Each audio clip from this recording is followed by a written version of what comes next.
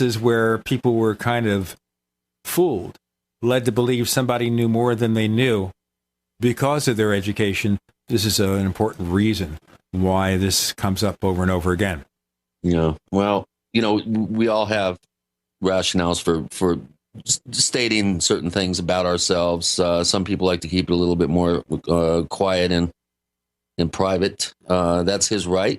I don't think that it serves his credibility as well as it would if he would divulge, publicly his education. The same with his research buddy Thomas Fusco. Same thing. So, I don't personally have a problem sitting behind the fact that I went to university for 5 years and didn't even bother to really declare a major or anything. I just went to attend classes. I'm perfectly okay with saying that, but some people have an issue around it in this realm, and that's their right. I think we kind of hope, though, that understanding the situation, they would be more forthcoming. I understand he has a right to his privacy, David Roundtree, but I can't see that revealing his educational background is going to hurt him somehow. Well, I think he was more concerned with his alma mater. I think he said he didn't want to bring any undue attention to them, going on the assumption that they might be getting some flack because of his choice of hobbies. I don't see that. I know. I don't see why. I know. I mean, a lot of people have been involved in UFO research, and they went to normal places, and they didn't have anything to live down. I mean, Jim Moseley went to, Princeton. He didn't graduate, but he went Alfred there, Weber and I don't recall Yale. Princeton saying, please don't mention us. Right. Well, Alfred Weber went to Yale. See what good it did him. Right, and I haven't heard that Yale has officially released an edict saying it is not our policy to ever mention his name in connection with Yale. Yeah. Well, look what happened to John Mack. I mean, there have been examples of people, some more high profile than others, that have run into problems with educational institutions, especially if they were associated with them directly. So, but still, I don't see why David Roundtree and Thomas Fusco just can't tell us, hey, this is the level of my education. This is what I studied. I'm proud of it. Make of it what you will. But, put your cards on the table. I don't think there's a problem with that. Let's move over to our guest, Tim Good. Thank you. Mr. Good, welcome back to the Paracast. Thank you very much. Okay, so you hear us talking about educational background. So we're going to ask you basically studied music. Well, I suppose you could call it the university, but I got a scholarship to the Royal Academy of Music, where I spent 4 years, and that was after my final schooling at what we call a public school. And that's way back. But 4 years I was at the Royal Academy of Music in London. So that would be the equivalent of a university in your estimation, though quite different from, say, Oxford or Cambridge in that it specialized in music. Now, of course, you've also worked as a session musician for a number of famous artists. I did indeed, yes. I had 20 years in the session scene, and I don't regret any of it. It was great fun, and it was also very well paid, unlike classical music. And I thoroughly enjoyed myself, and I had the great pleasure of playing with some of the great artists of the time. So it was great. It was great fun. And just to mention a couple of names like Phil Collins, U2, Rod Stewart, Paul McCartney, George Harrison. Wow. Yes, indeed. Yes. Yeah, what a list! My goodness. Some backing for some of their albums, those guys' albums. Wow. I'd love to be a fly on the wall in a few of those sessions. Oof. Boy. So what's it like working with Rod Stewart? Is he as gorgeous in person back there in the 70s? I never actually chatted to him. I think there was only one that I backed him on, and that was with quite a few session musicians in Wembley, which is a part of London where there are several studios, and he did a pre-record there. And it was great fun. I can't offhand remember the name of the title of the song that we did, but it was good fun, and I reckon I played on another occasion with him as well. But I certainly worked with Paul McCartney on several occasions. On one occasion, a small group of us went down to his windmill home on the south coast of Suffolk, and it was a great experience. Wow, what fun! We spent, most of the day there, and Linda was alive at that time, and she got tea and cakes and stuff, and McCartney was wonderful, and it was... I delivered pizza to him once. I beg your pardon? I delivered pizza to him once. Oh, well, gosh. Good for you. At the Waldorf in New York, yeah. Yeah. Oh, my goodness. Well, boy, I tell you, that's quite a scene to be involved with. And, being a fellow musician of sorts, not obviously your caliber, but it's always fun to see how the professionals produce music, arrange it, and actually get keepable tracks. It's a lot more involved and a lot more difficult than most people I think would imagine. And to be in that rarefied realm, you really have to know your stuff. Yeah. Speaking of knowing stuff, we're going to talk more with Timothy Good about his UFO research, not where he played his violin. Although that's fascinating, and I bet he's got stories that we can do another show if we did a music show. And Chris Good as a musician as well. With Gene and Chris, you're in the Paracast.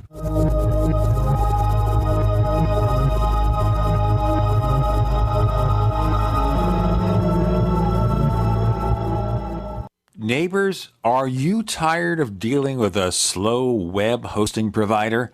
Well, check out A2 Hosting and their screaming fast Swift server platform. They even have SSDs that load pages 300% faster than the competition. Ready to give your site a speed boost? Well, tell you what, neighbors, head on over to a2hosting.com. That's A2, that's number 2, a2hosting.com. Check out their Prime hosting account. And get this, neighbors, they're even giving you an exclusive 25% off discount for all our listeners. 25%. And remember, their Guru Crew support team is standing by 24/7, 365 days a year to answer any of your questions. Now, to get the discount, use the coupon code GENE when you check out. Do you know how much the dollar has lost in its value against other currencies in the last 90 days? Ever think about how inflation will change your life, your savings, your retirement plans? Remember inflation in Zimbabwe, Argentina, the Weimar Republic?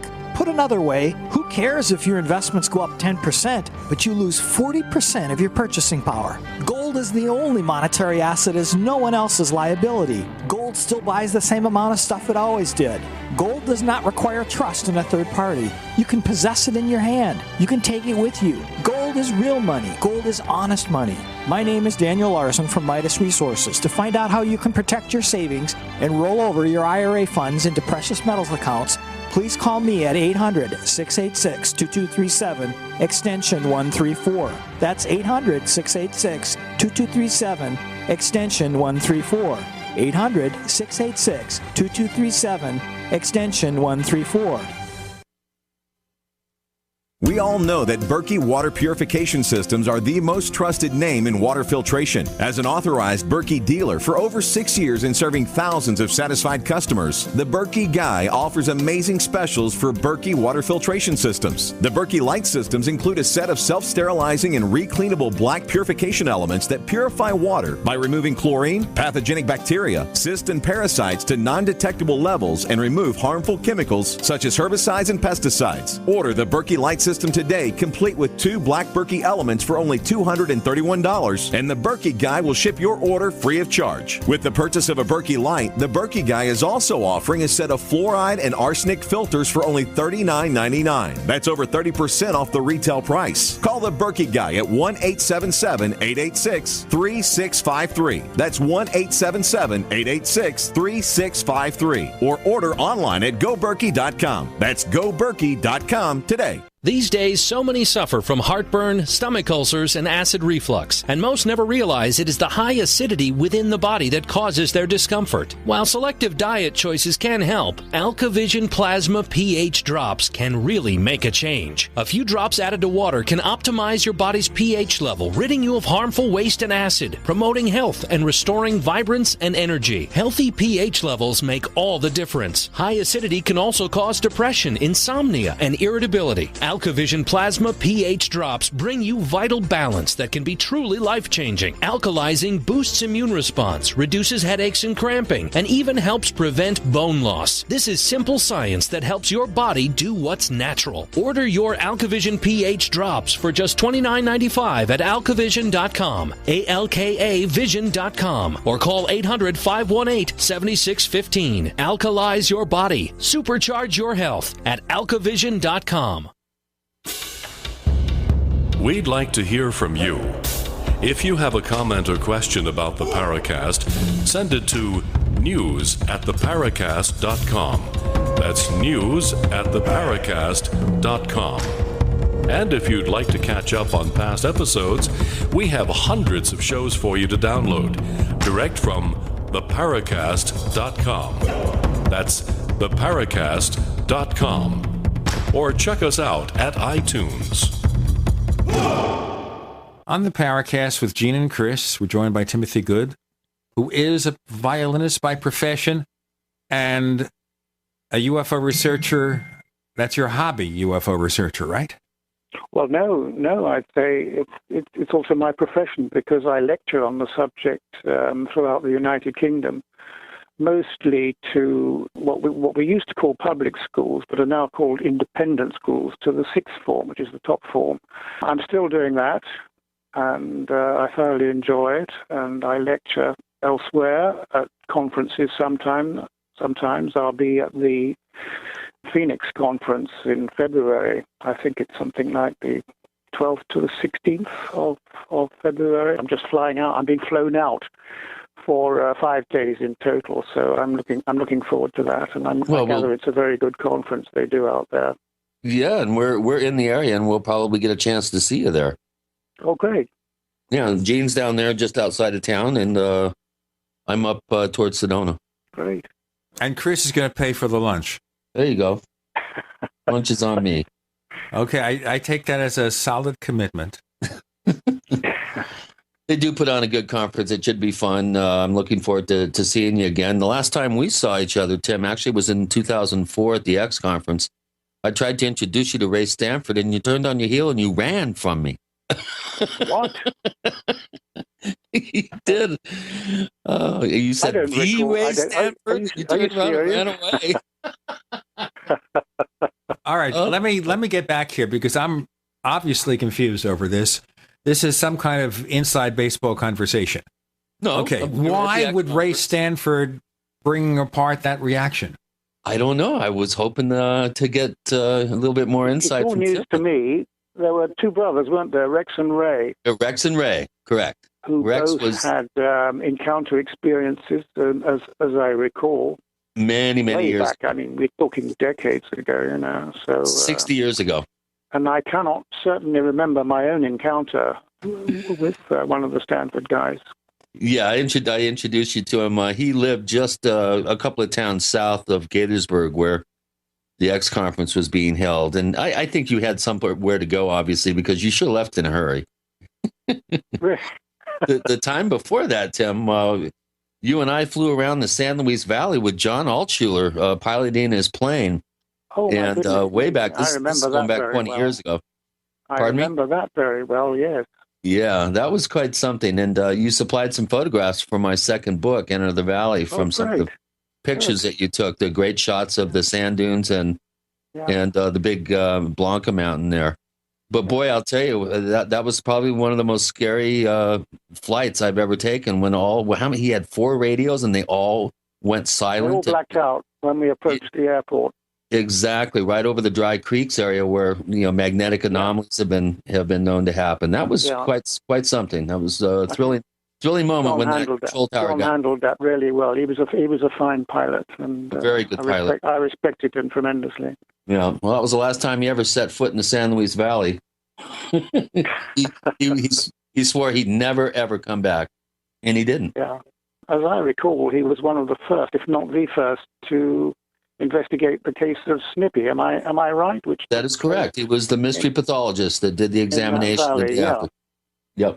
And he showed me at his home dozens of slides. I'm not talking about film slides. I'm talking about glass slides with samples from mutilations. He had. I think he must have had hundreds, if not thousands, of different slides. He did. He did. Brought up on the microscope for me, which I found absolutely fascinating. Yeah, it was really sad when we lost him. He died in a bicycle accident on Ride. It was a bicycle accident. It was tragic. It was a shame. I think he got knocked off the road or something. I'm not sure of the details now at this long. I think he got hit by a truck. Was it by a truck? God. Yeah, kind of John Mack style, except on the other side of the world. Yeah. I always wondered if the truck that hit John Mack was a Mack, but I probably shouldn't go there. Well, folks, let's now go dark and dirty and deep into your UFO studies. What got you interested first, Tim Good? And I want to start this because a lot of our listeners now weren't here with our show back in 2007. So let's talk right, about and they won't have been alive when I first became interested in UFOs. Unfortunately, you and I were both alive, but that's another story. This was 1955.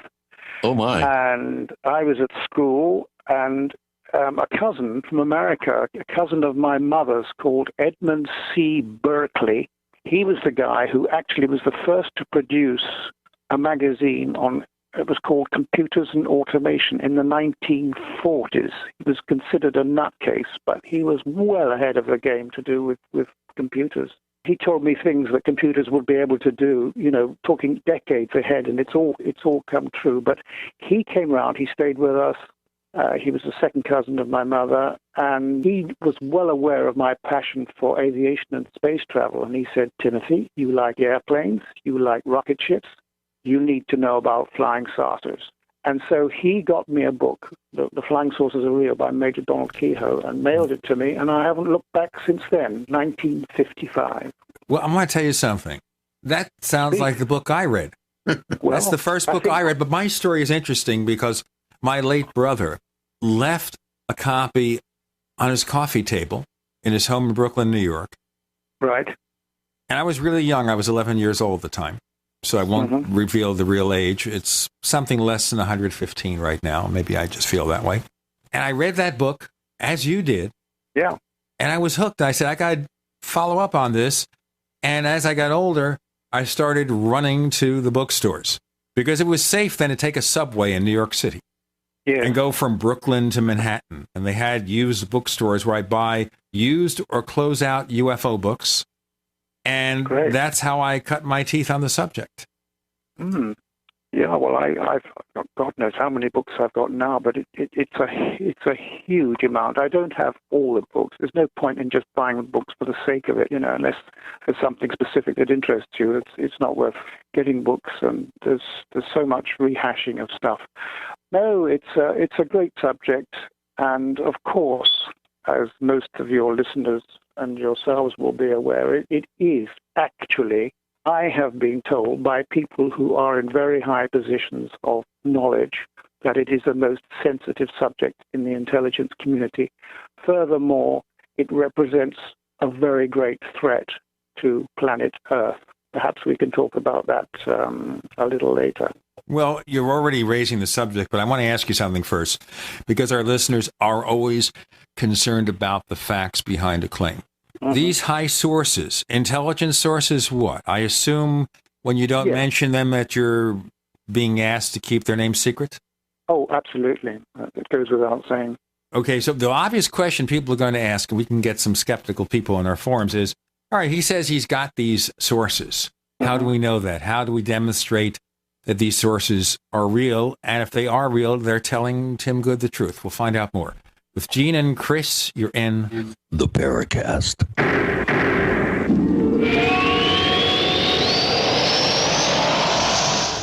From our family to yours, have a very Merry Christmas.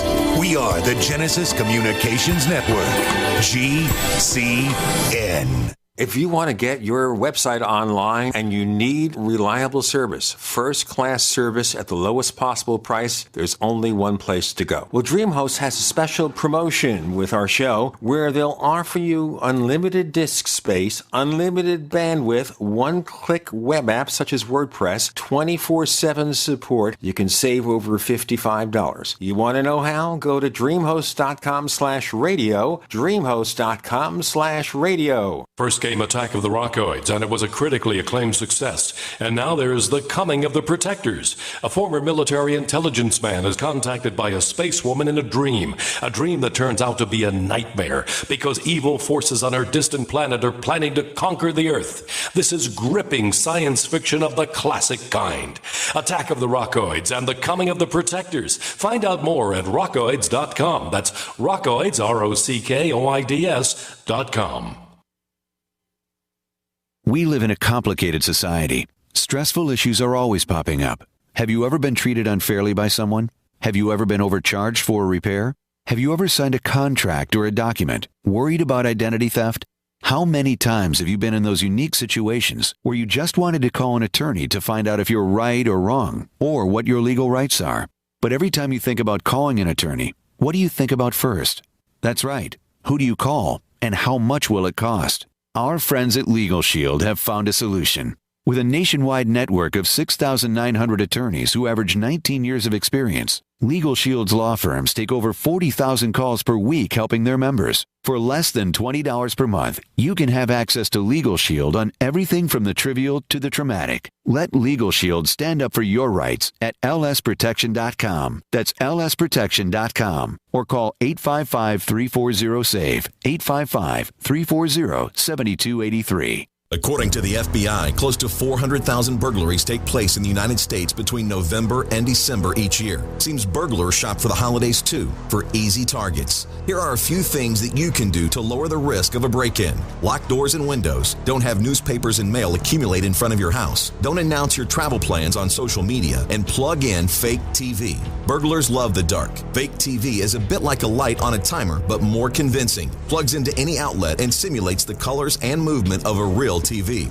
Burglars will see light and movement and likely move on to easier targets. Fake TV costs less than a month of most alarm monitoring plans and makes a great Christmas gift. Or it's perfect if you're traveling over the holidays or anytime. So before you leave your house looking like an empty, easy target, order Fake TV today. Call 877-5-FAKE-TV or go to faketv.com. That's 877-532-5388 or go to faketv.com. Fake TV, the burglar deterrent. My name's Bruno. I'm 52 years old. I've tried different protein powders over the years, and they've all tasted pretty bad. I tried One World Whey and found it to be delicious. After 10 weeks on One World Whey, my wife commented, "You have more muscles and you're leaner than when you were 20 years old." My body has changed dramatically. I'm a cyclist. Normally I'll ride 2 days on and take 2 days off. After being on One World Whey, I rode 10 days in a row in over 100-degree heat, and then I'd take another 2 servings of One World Whey, and then work out at the gym for another hour and a half. I just couldn't believe these results. My normal muscle tightness and soreness after working out are virtually gone. Don't take my word for it. One World Whey comes in single servings. Just give it a try. For a health and taste sensation you'll love, call 888-988-3325. That's 888-988-3325. That's 888-988-3325. Or visit oneworldwhey.com. That's oneworld.com.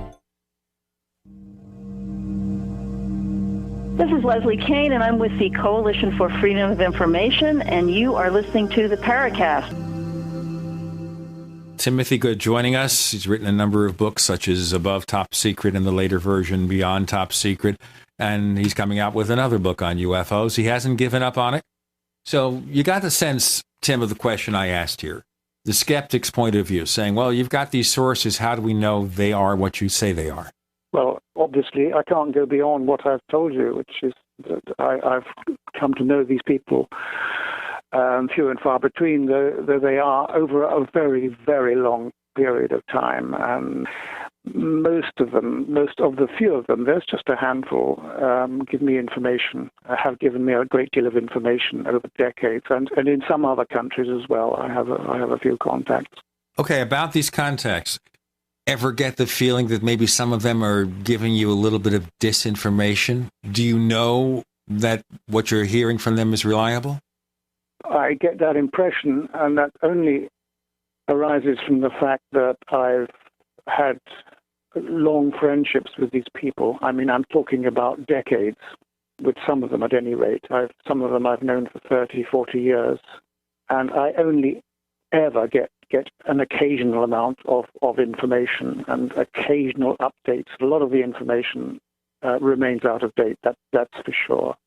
Like a Washington-based aerospace journalist, he's still alive, become a dear friend, and he gave me a lot of information about what was going on, and a lot of it is quite disturbing, actually.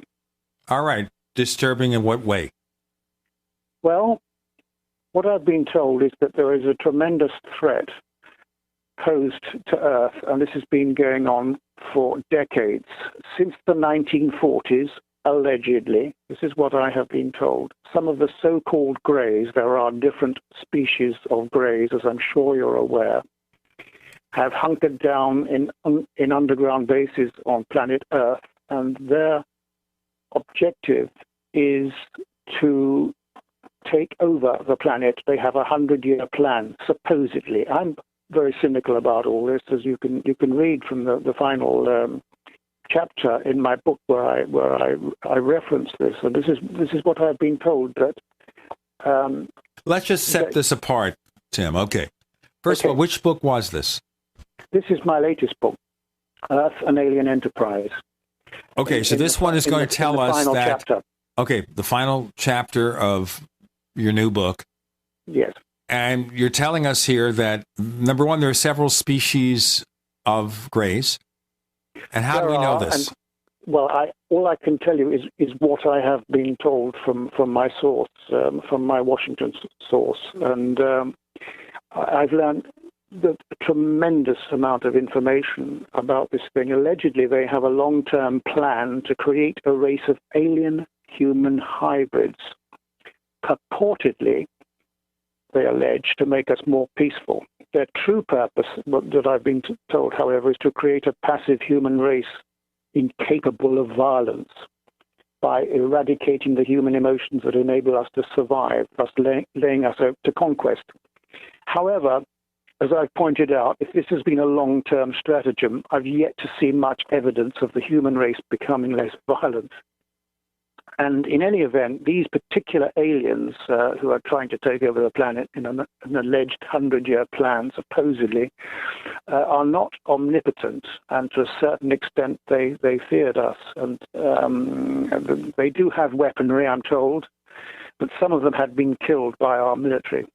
A number of their bases, strangely, were guarded by elements of the United States military.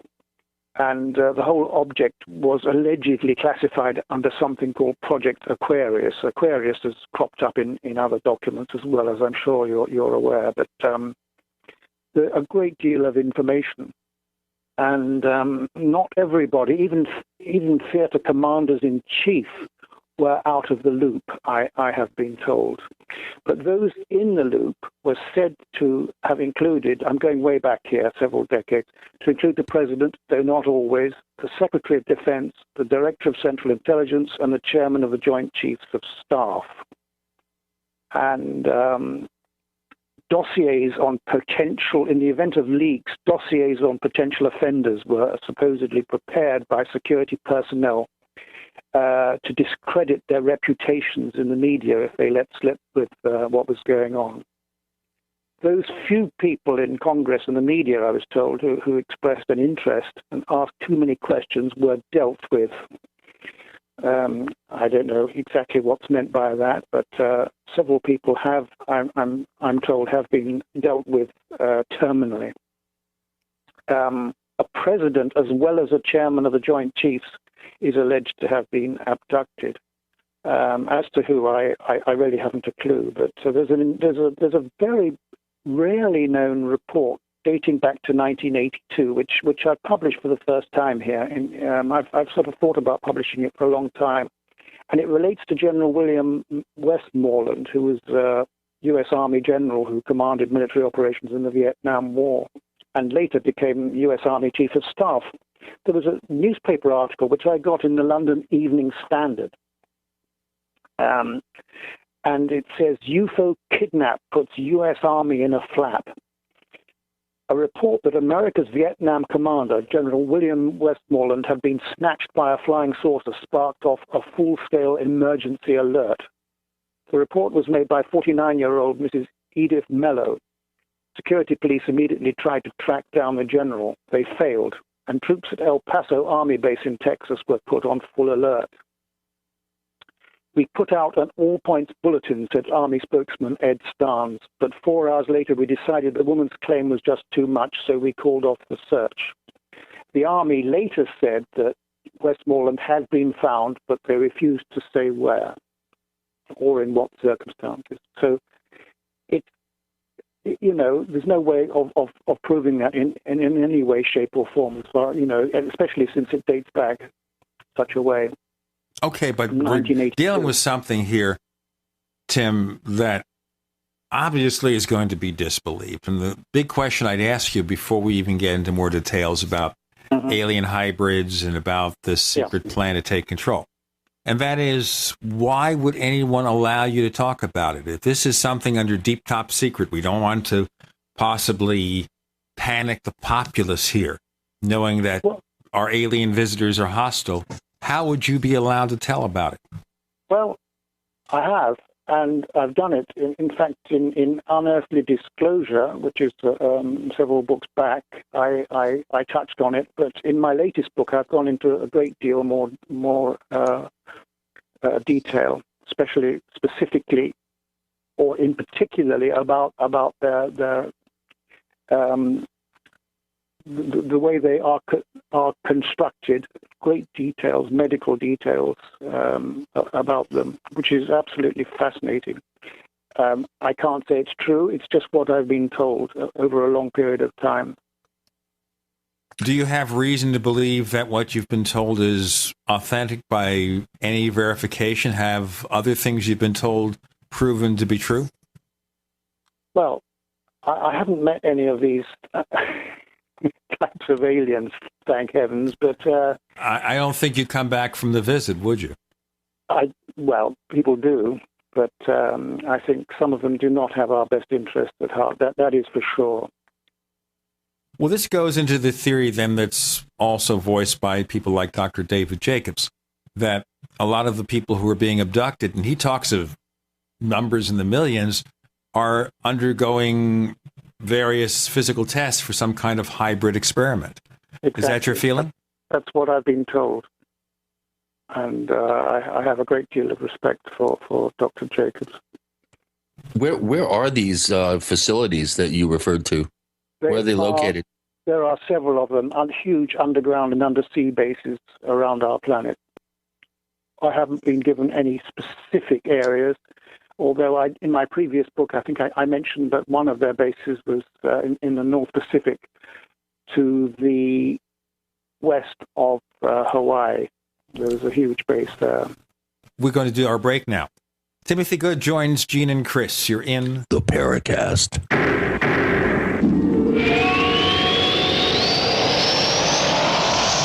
Wishing you the brightest of Christmas seasons and best wishes for the new year from the Genesis Communications Network, GCN. Is there a secret UFO agenda?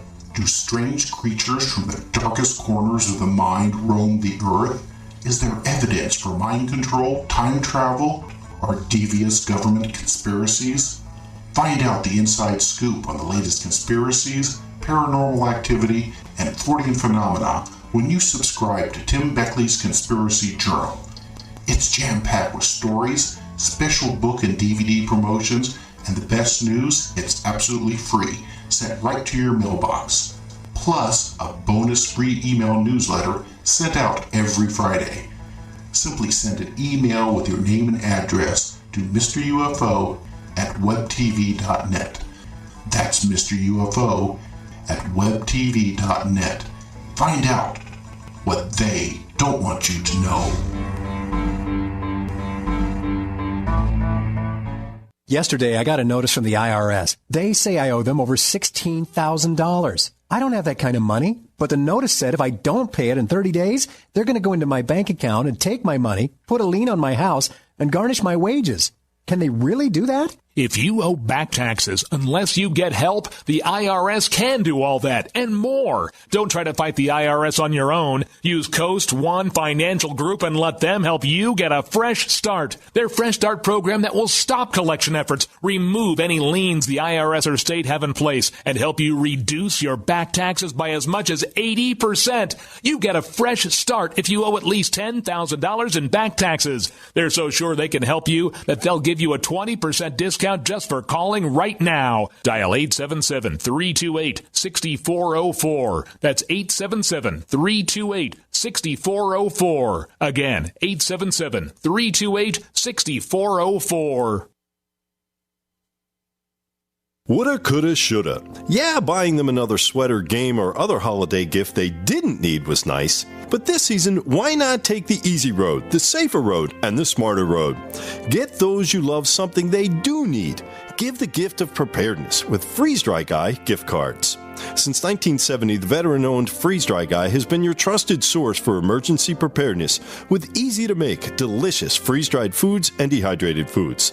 These long-lasting foods are lifesavers, which come with added comfort, confidence, and convenience, perfect for any power outage, natural disaster, political crisis, or emergency at home, such as job loss or illness. Call Freeze Dry Guy now at 866-404-3663, 866-404-FOOD, or log on to freezedryguy.com. You can't predict what's going to happen to your loved ones, but when it does, you can have them ready with gift cards from freezedryguy.com. A little over a year ago, I began to do a lot of research into why, even if I had a pretty good-sized meal, that I was still starving. And my research led me to a well-known fact that most of the soils that we grow our crops on here in the United States and across the industrialized world are almost completely depleted of almost all of the key minerals and trace elements that our bodies need to rebuild themselves, fight off cancer, and be healthy. I then searched out the best vitamin and mineral company out there and discovered Youngevity. The Youngevity products are designed to give you the real nutrition you need, and once you've got that, you don't have to eat as much to be satisfied. I've lost 37 pounds in 2 months, simply getting the vitamins and minerals I need. Check it out for yourself. It's incredible. Go to InfoWarsTeam.com today and order your first canister of Beyond Tangy Tangerine Complete Multivitamin Mineral Complex Dietary Supplement. That's InfoWarsTeam.com. Hi, this is Don Ecker, and you are tuned into the Paracast. Let me tell you what, you're going to hear stuff here that you probably won't hear anywhere else. Hear that, George Snorri? So, is E.T. here in its various forms to take over, to create a hybrid race of humans over which they exert control? And if they are, have your sources given you a reason? Why pick humans? Aren't there other races in the universe? There are other races in the universe, and the good news is that there are those who are genetically related to us and perhaps who were responsible for hybridizing us tens of thousands of years ago are in a situation where they have a vested interest in this planet, but for very different reasons from some of these so-called gray types, in that they think that Earth is unique. It's obviously not unique in the universe, nor indeed in the galaxy. There are other Earth-like planets, but they have a vested interest in this planet because it has so much to offer. They are supposedly in a conflict situation with these so-called hybridizing guys. And that's been going on for quite a long time. In fact, one of the reasons I should mention that there's a very controversial chapter in my book called Amicizia, which is Italian for friendship, which deals with the infiltration of various types of aliens, many of them human-type aliens, a few of them very tall. In fact, there's a photograph of a 10-foot tall alien, very sharp photograph, not in color, unfortunately. Publishers seldom can afford that these days, but there's a black and white photograph of a 10-foot tall alien taken by a respected Catholic historian way back in 1976. These people had infiltrated quite a number of countries in the 1950s, and there was over a period of 40 years, at least one person I know, sadly he died 3 years ago, Professor Stefano Breccia, is a scientist, and he had communications on a regular level with these people and with others for about 30, 40 years. And he even took a ride in one of their craft together with a German friend, a pilot, and the aliens everything was being monitored in case of any accidents, but the craft are very difficult to crash. They're very easy to fly. And they have actually not just given us their technology, but they have given us their craft. And this has been going on not just in Italy, but in many countries throughout the world. We are flying. Our astronauts and our pilots have been flying some of these craft since the mid-1950s. And Gordon Cooper was one of those who actually offered to fly a flying saucer onto the outside of the United Nations in New York just to prove what was going on. Quite a number of the astronauts were involved and probably still are flying actual alien vehicles, which we have been given. Why have we been given them? Because there is a threat posed by these other hybridizing species, and there's therefore a conflict. But wouldn't you think that advanced beings who have the power and the technology to give us this craft would be able to fight the bad aliens? Well, they have. There have been conflict situations. On this planet, in space? Where? I would think both. I don't know for sure. Certainly on this planet. Wow, this is all head-spinning stuff. I've heard similar theories before, but coming from a source that you trust, it's kind of hard to... Yeah, well, that's from several different sources. So, yeah. I was very pleased to have that. And well, I'm not sure. I always thought we were the aliens. We probably are. We probably are. So we're certainly related to some of them, very closely related to some of them. So. Well, where are these supposed races coming from? Do you have any sense of what part of the neighborhood they're in? They've given very rough sort of guides, like in that particular neck of the galaxy, there are several planets which we occupy, things like that. Nothing really specific. Right. So what do you make of, let's say, Len Kasten and Project Serpo and stories that have come out within the last 10 years? That I don't know. I'm a bit dubious about quite a few things I've read in Project Serpo, I must say. But I think most of it you should probably have a wheelbarrow load of salt. Because some of that is so over the top with descriptions of the alien planet and whatnot. Well, why have your sources? What's the rationale for them to put themselves at risk, possibly violate national security oaths and that sort of thing, by telling you, Tim Good? I mean, well, as far as Professor Stefano Breccia is concerned, and many of the people with whom he worked, and this was a guy, to be taken seriously. He lectured at the former Russian Academy of Sciences. He lectured at universities around the world. He was very knowledgeable as a scientist, and there were no agreements that he'd signed. The government wasn't in charge. Certainly, the Italian government wasn't, and it's probably quite different in the United States because a lot of people who are involved in this business do have very high security clearances relating to that subject. Well, for example, Project Aquarius, which I cited earlier. Right. Well, what do you think of people like Colonel John Alexander coming out saying there's no such thing? This is all. I've read his book, and it's a joke really, because he's worked at Los Alamos and he has a very, very high top secret security clearances and so on and so forth, and he goes to great lengths to say that there's nothing to do with there are no aliens coming here, there are no unidentified objects that that we can't explain, and so on and so forth. But in fact, the most sensitive operations relating to this subject are based at Los Alamos. I can tell you that much. I can't tell you much more than that. Wow. Still to this day out there, huh? Mm-hmm. Well, I don't know. I can't possibly. I haven't the faintest idea of what's going on right at the moment. Unfortunately. Yeah. That's. I'm out of date. I'm out of date. My information is out of date. Well, I bet I wouldn't be surprised if they move stuff like that around too a little bit to keep everybody on their heels. If again we're dealing with reality here, to me it's always been very difficult for me to kind of buy into scenarios such as you're suggesting. I don't know. There's just so much of it that doesn't quite ring true for me.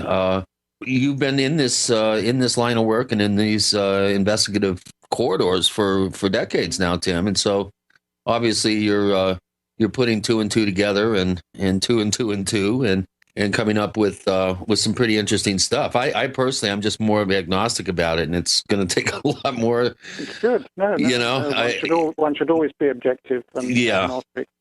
Like for instance, I heard for years that there was some sort of facility in the San Luis Valley, most often cited under Blanca Peak, and try as I might to get corroboration of many of these stories. Some from law enforcement, others from just ranchers and everyday people, never could actually find the entrance or find the ventilation. I can agree with you on that. For example, I think it's about 30 years ago, I went out with some guys to Dulce, and we hired a plane, and we took a lot of photographs all over the Dulce range and everything, and we talked to some of the native Indians. They weren't very talkative about it, but we never actually saw anything. We never came away with anything really concrete information about the so-called Dulce aliens. So I don't know how much of that story was exaggerated or whether it was basically true, but pulled apart later on. Well, I've always had the assumption or the kind of inkling that Dulce is a cover for something even more nefarious than what is alleged to be there. Well, exactly. That is quite possible. I think that a deal might have been made with the Apache to bury some really noxious nuclear materials from Los Alamos and elsewhere. Sure. And I think they've been waving a red herring with the right hand while the left hand's been degrading the environment really badly there. But I always thought that the whole Dulce base rumor started with the Paul Benowitz disinformation from Bill Moore and Richard Doty. Right. What sort of advice do you give people who claim to be approached by supposed ex-military types or ex-intelligence people? Anthony Sanchez comes to mind with his Colonel X scenario. Yeah, tread warily, and you need to get to know these people over a very long period. We have to do our break now, but we'll explore this about the claims that at least some ET visitors are hostile, that they mean us harm. Sounds like the movie Independence Day. With Gene and Chris, you're in the Paracast.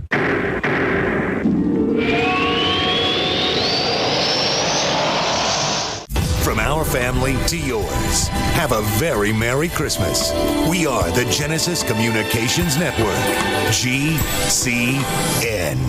Hi, this is Ted Anderson. If you'd like to listen to GCN programs on the go, I have great news. GCN has created a Droid and iPhone application, and it's free. Just as easy as going to GCNlive.com, click on the banner, and download. Before you know it, you'll be listening to your favorite hard-hitting GCN shows, live or on demand, right on your Droid or iPhone, 24/7 and on the go. So download the Droid and iPhone app free by clicking on the banner at GCNlive.com. Thanks again for listening to GCNlive.com. Again, that's GCNlive.com. We the people grow cotton, weave fabric, engrave ink, embed strips and fibers to protect from counterfeit, then carting to a private bank, having it led back at interest, forcing taxes to service debt. This capitalism, or was Jefferson correct when stating a central bank issuing the public currency is a greater menace to the liberties of the people than a standing army? Ted Anderson, I'm placing a free silver dollar in a book that explains our monetary system. Call for your copy, 800-686-2237. It's time to understand the system. Call 800-686-2237. That's 800-686-2237.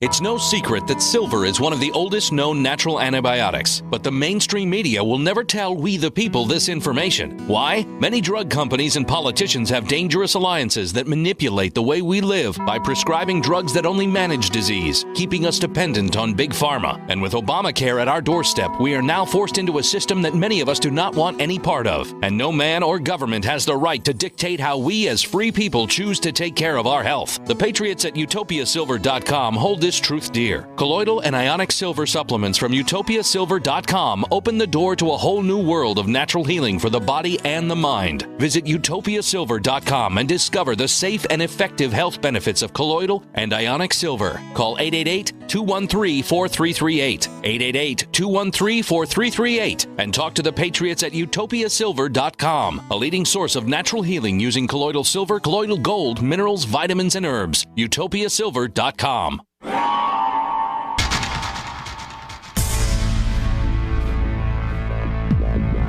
Welcome back to the Paracast, the gold standard of paranormal radio. And now, here's Gene Steinberg.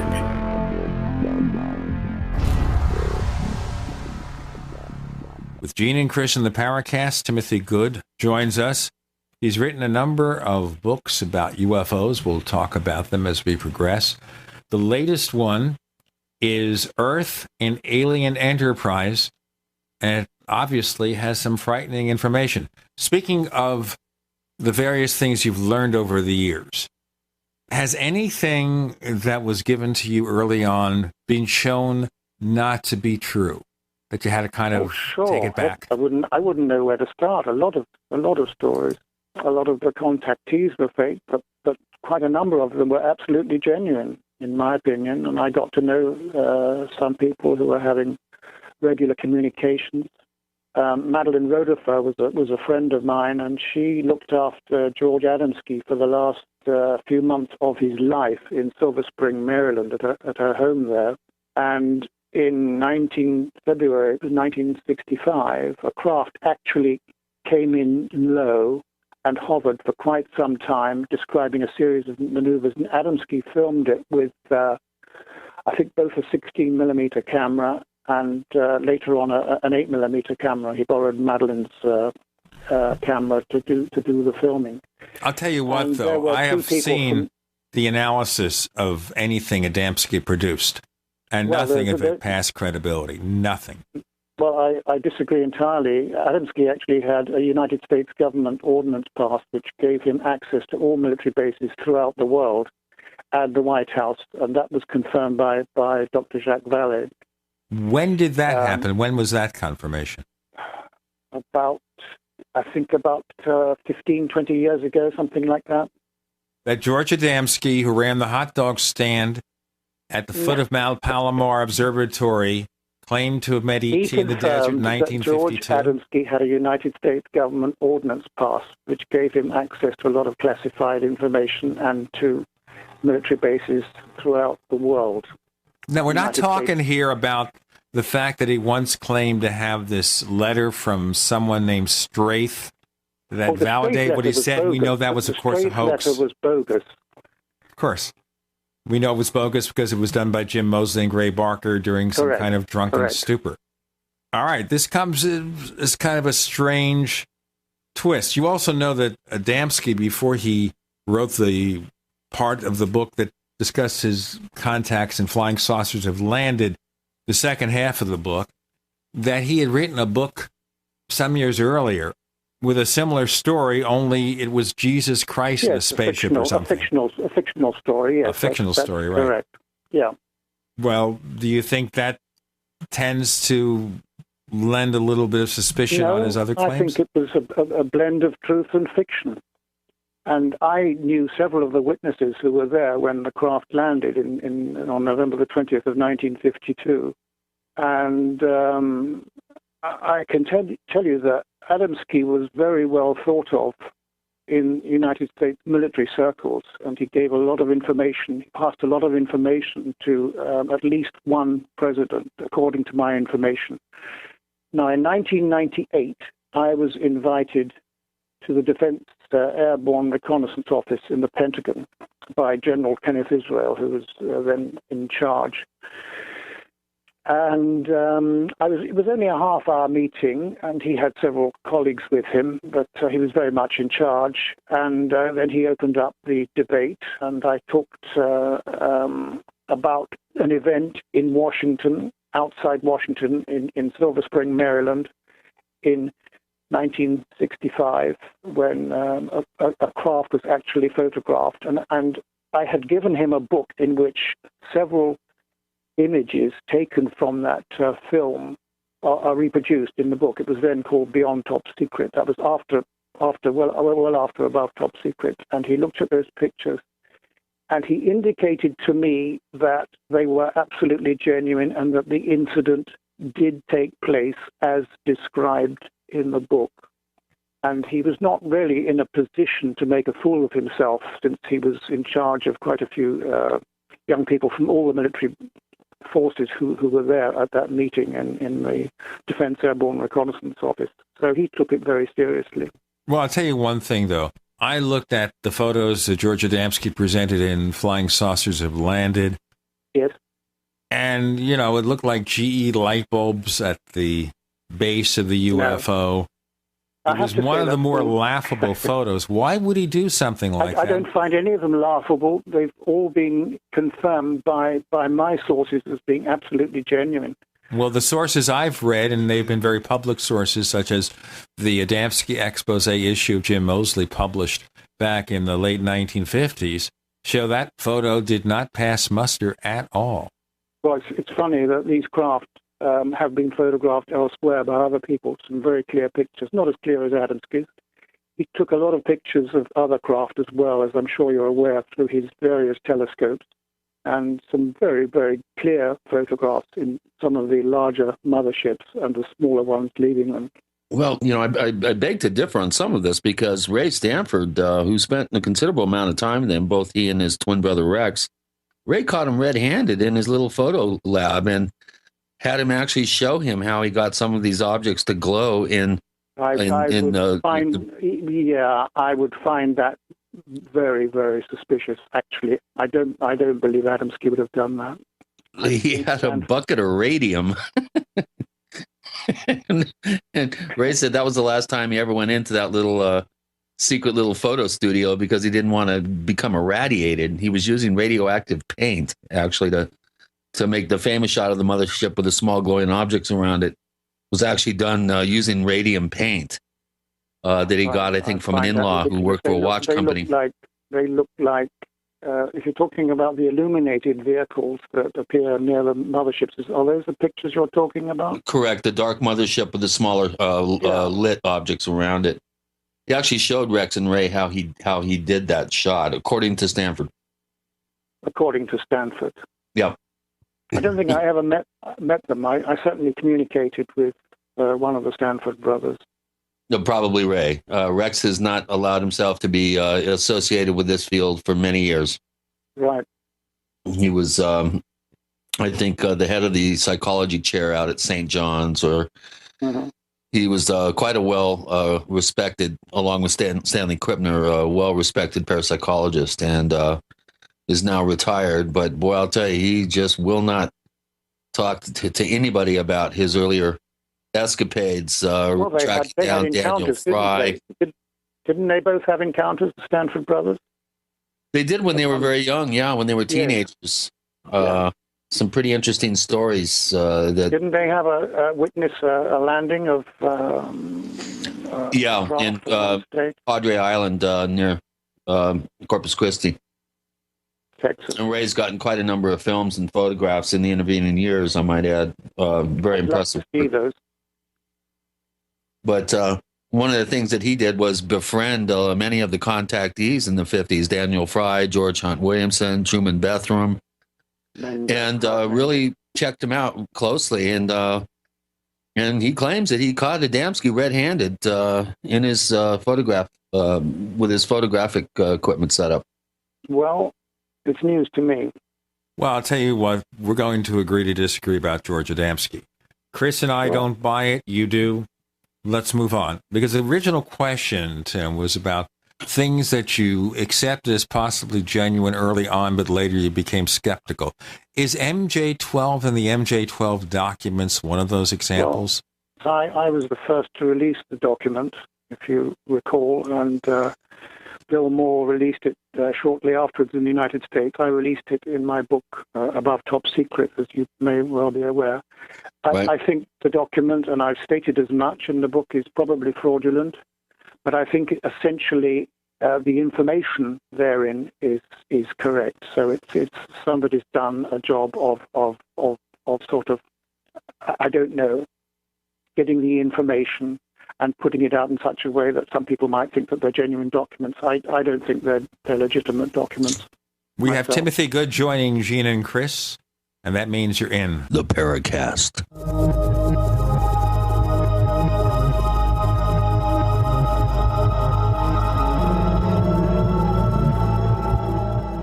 So here's what happened. I was placing an order online. The site went down. It just stopped responding. It took hours before it returned, but I'd already placed the order with another company. If your site goes down, you could lose business. And if you have a business or personal site, you'll want to know it's easy to run and it will stay online. At iWeb, your site is hosted on one of the most reliable networks in the world. Check it out. iWeb.com. That's iWeb.com.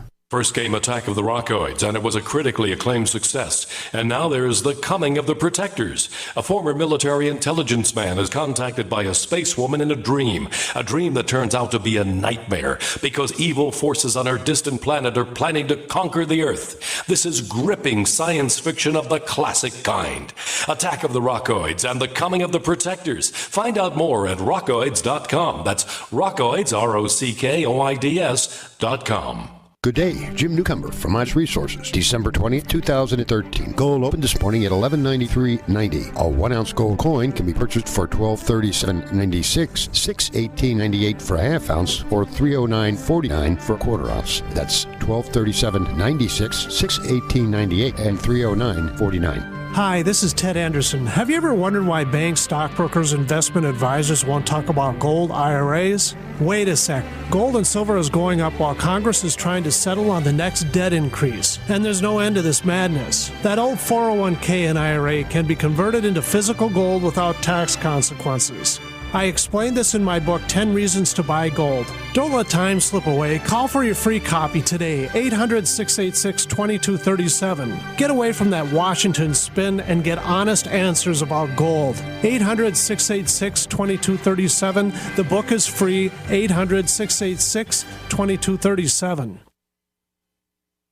American gardeners and fellow patriots, make the right choice with your money, time, and your family food supply. Choose 100% pure heirloom seeds in the Survival Seed Vault from MyPatriotSupply.com. Why spend more? The Survival Seed Vault from MyPatriotSupply.com is only $37.95 and includes 20 varieties of pure, hardy, easy-to-grow heirloom seeds. Yes, only $37.95. That's 70% less than our competitors. You could buy 3 Survival Seed Vaults for less than one of theirs. The Survival Seed Vault from MyPatriotSupply.com includes detailed planting and seed-saving instructions and ships same day. Plus, all orders over $49 ship free. MyPatriotSupply.com is American-owned by patriots like you, passionate about freedom and preparedness. Call now, 866-229-0927. That's 866-229-0927. Or discover more emergency preparedness items when you order at MyPatriotSupply.com. Choose the original. Choose the Survival Seed Vault at MyPatriotSupply.com.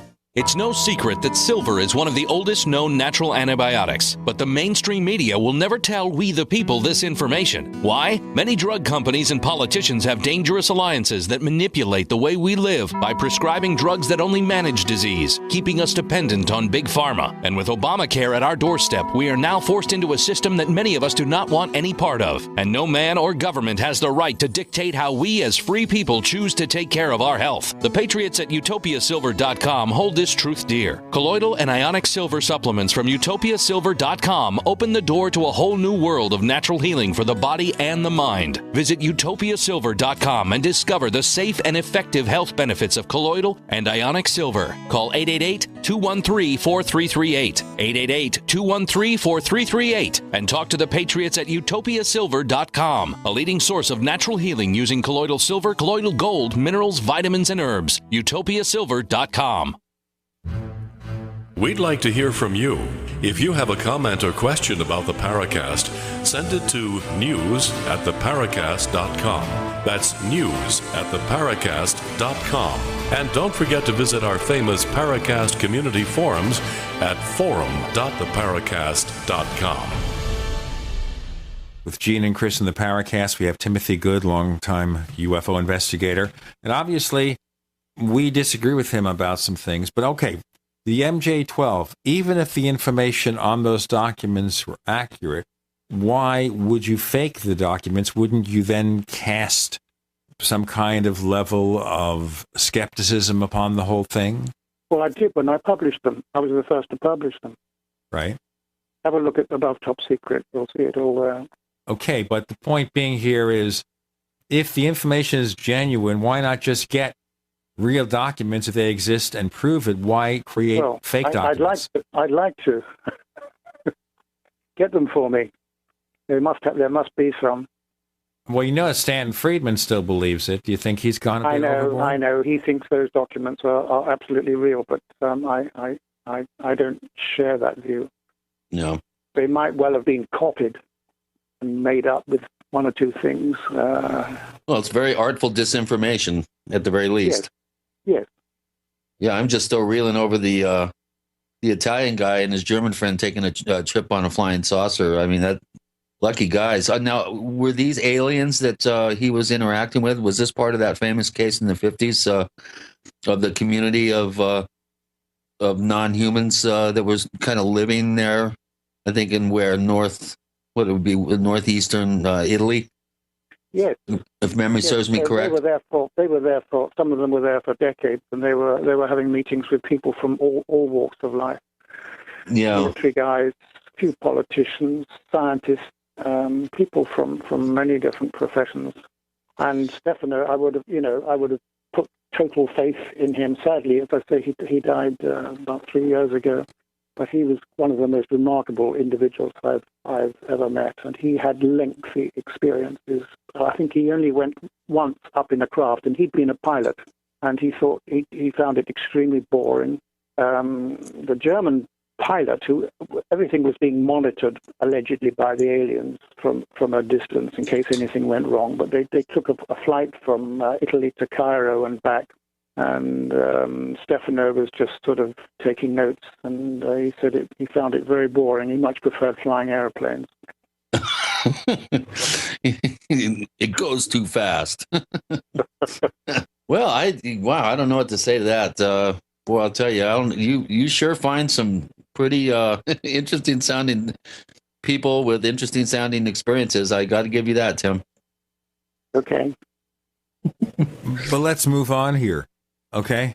Now, obviously, and we return to the original story about hybrid aliens meaning us harm. Mm-hmm.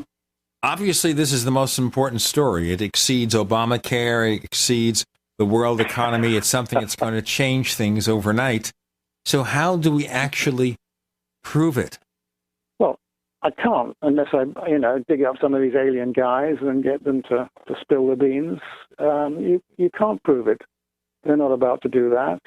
And I have no idea if they're still around. I have no idea what the situation is now, because we just don't get information in real time. At least I don't. And this information is decades old in any case. But I do have a lot of information. And allegedly, according to my information, that the alien hybridization process has succeeded to a certain point. I've got a lot of information, which I published in the last chapter of my book. A great deal of information about them. Okay, so there's a human-alien hybrid, and it's mixing. I can tell you what I've been told is that they have this plan. It's a 100-year plan starting in the 1940s. They have a 100-year plan to try and produce a hybridized species, a mixture of human and them, these critters. And what I can say is that relating to the alien hybridization process, what I've learned is that the wombs of their females are much smaller than those of humans, thus unable to accommodate transgenic fetuses for more than 2 months. Hence, human wombs were favored. Cross-species copulation was very seldom employed since the alien male organs were too soft. Thus, artificial insemination prevailed. The fetuses extracted prematurely after the 2-month period were nurtured somehow until reaching term at 7 months. In addition to their cross-breeding experiments, I was told, these aliens supposedly had experimented with various types of bacteria and viruses, which gave rise to concern. Though generally thinner and shorter and with somewhat larger heads and eyes, the hybridized men and women appeared human. Some of both sexes appeared well-formed, even good-looking. However, at that time anyway, I was told, they were unable to vocalize as we do, owing to underdeveloped tongues and larynxes. By way of food, they consumed nothing solid. Some of these hybrids lived in the aliens' bases on Earth, others elsewhere, including their own planets. Only a few lived among us. The aliens reckoned it would take around 100 years for them to infiltrate our planet. The theory being, based on what you're saying, Tim, is that over time, as they perfect this hybridization process, we have alien hybrids who would be visually, at least, indistinguishable from humans? That's the object of the exercise. Okay, so therefore, by another 20, 30 years, it comes to pass? Well, as I say, they had a 100-year plan, maximum, starting in the 1940s. So, I don't know. Let's wait and see if we can get any more information, which I don't have, and all that information is out of date anyway. Well, if they're trying to make the human race less violent, they're not doing a very good job. No. Jeez. Oh my. Exactly. Which is what I pointed out sarcastically. Right. Well, what about the cattle mutilation phenomenon? I'm putting the finishing touches on the first real case history. Well, again, they require, obviously something is required, materials from cattle and other animals. Perhaps so you agree with Linda Howe's assertions that the single one-size-fits-all answer to that particular mystery is some sort of non-human intelligence that's predating on cattle. Yeah. Huh. I don't know whether it's still going on. The farmers sort of are less inclined to talk these days, so I'm told. So I've no idea. I don't know if you have any updates on that. You don't hear much about cattle mutilations, do you, these days? Oh yeah, I've got plenty. I'm finishing up a 500-page book on it. So finally, great. somebody's. Oh, for heaven's sakes! Gosh, I'll be the first to buy a copy. Yeah, well, I've been working on it since I met you 20 years ago, and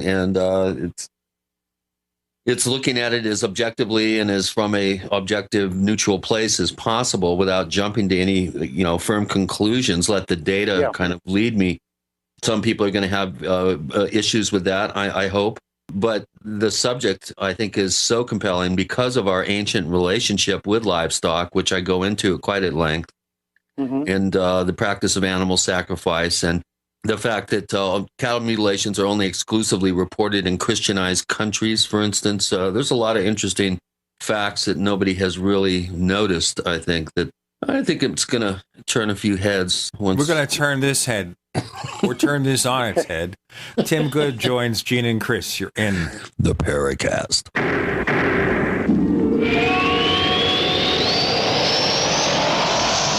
With Wishing you the brightest of Christmas seasons and best wishes for the new year from the Genesis Communications Network, GCN.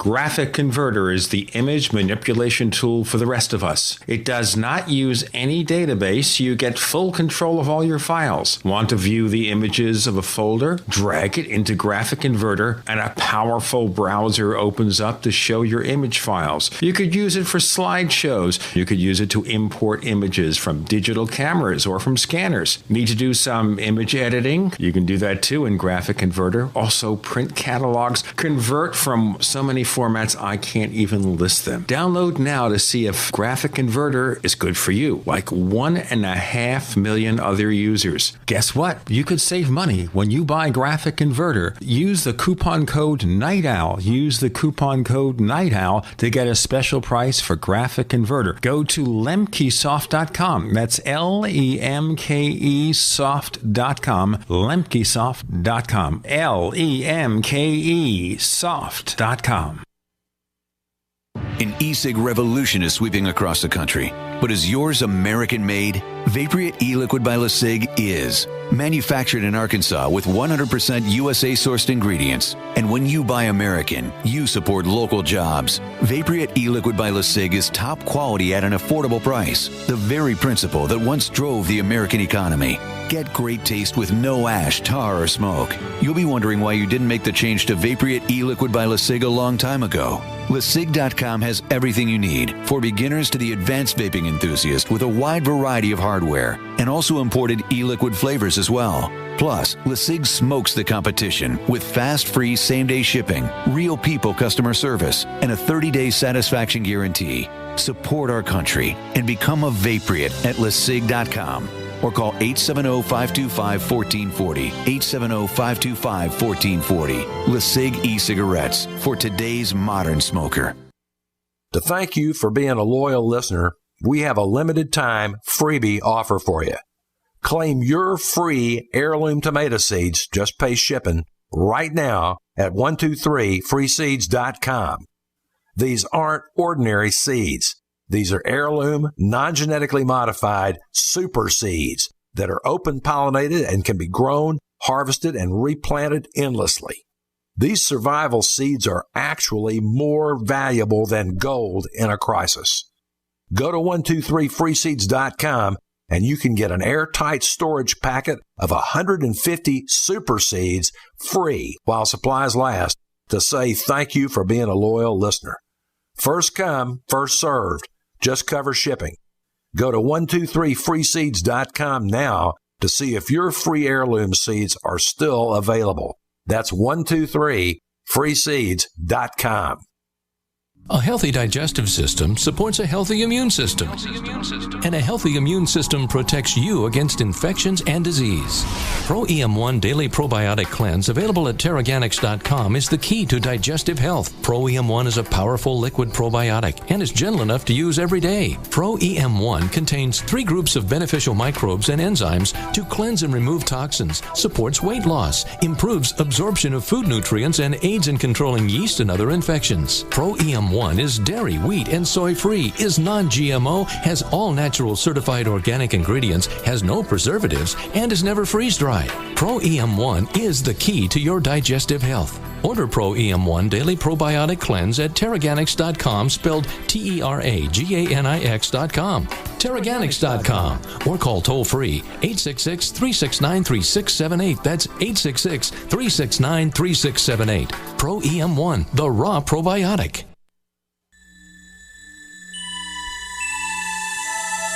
This is Jacques Vallée. You're listening to the Paracast, the gold standard of paranormal radio.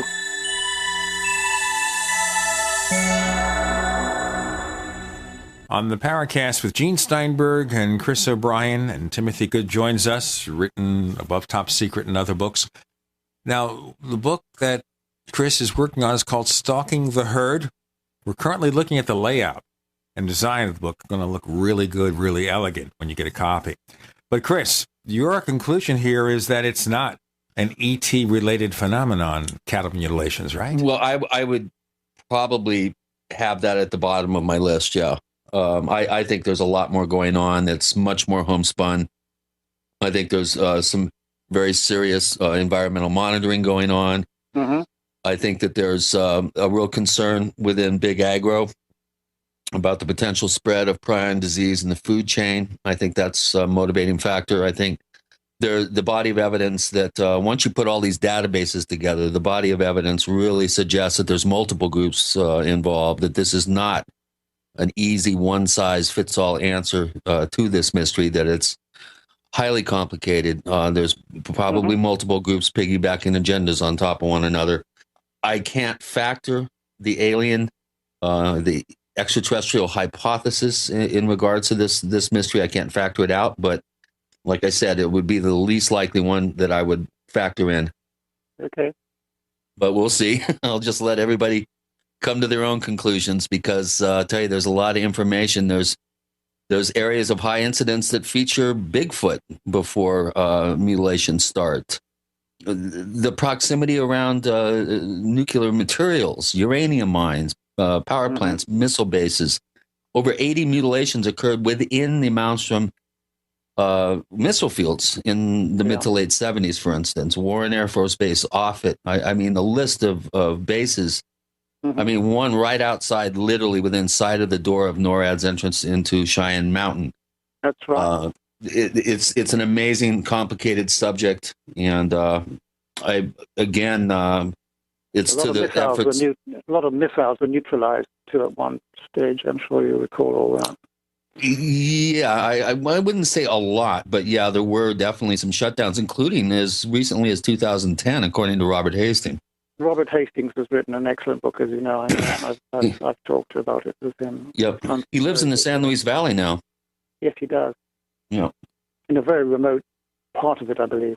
Well, he's up north with a bird's eye view of the entire southern three-quarters of the valley. Yeah. Beautiful spot. Beautiful spot. Well, I'm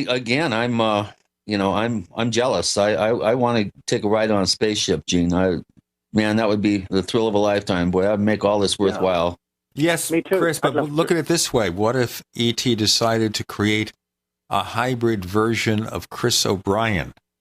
That would be the biggest nightmare of all, other than making a hybrid version of me. Making a hybrid version of Timothy Good, on the other hand, that would be fine. Yeah. Boy, two of me running around, that's a scary thought. Well, maybe that's what's going on in this TV show, Marvel's Agents of S.H.I.E.L.D., where Agent Coulson was killed in the movie The Avengers, but now he seems to be alive, so what's going on?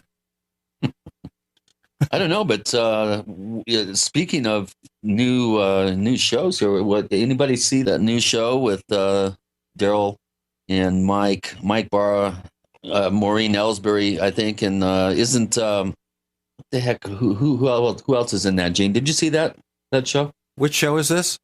It was on Sunday night. It's like the latest Chasing UFO show. Daryl Sims, I believe, is in it. Mike Barra, Maureen Ellsbury, down from the Open Minds crew.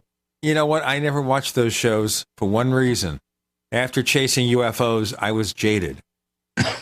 In fact, they should have a new show called Jaded UFOs for people who are sick of the whole thing, especially the reality shows. Yeah. So, no, I didn't. I didn't at all. Okay. I was just checking. I haven't heard any feedback from it, so I'm not sure if that's a good thing, or it was just on Sunday. But we are getting off topic here. Okay, we won't get too far off topic, but let me get started with something else, which our listeners might want to know about Timothy Good. Have you experienced anything unusual personally? You seem to have access to all sorts of information. We can argue how authentic that information might be. But have you had a UFO or other paranormal type encounter? I've never seen a UFO up close. My sightings occur like once every 15 years, and it's usually a dot or something in the sky. So I've not seen a UFO close up. However, I have had 3 encounters with people I believe were aliens. And the first was in 1963 when I was touring the United States with the Royal Philharmonic Orchestra.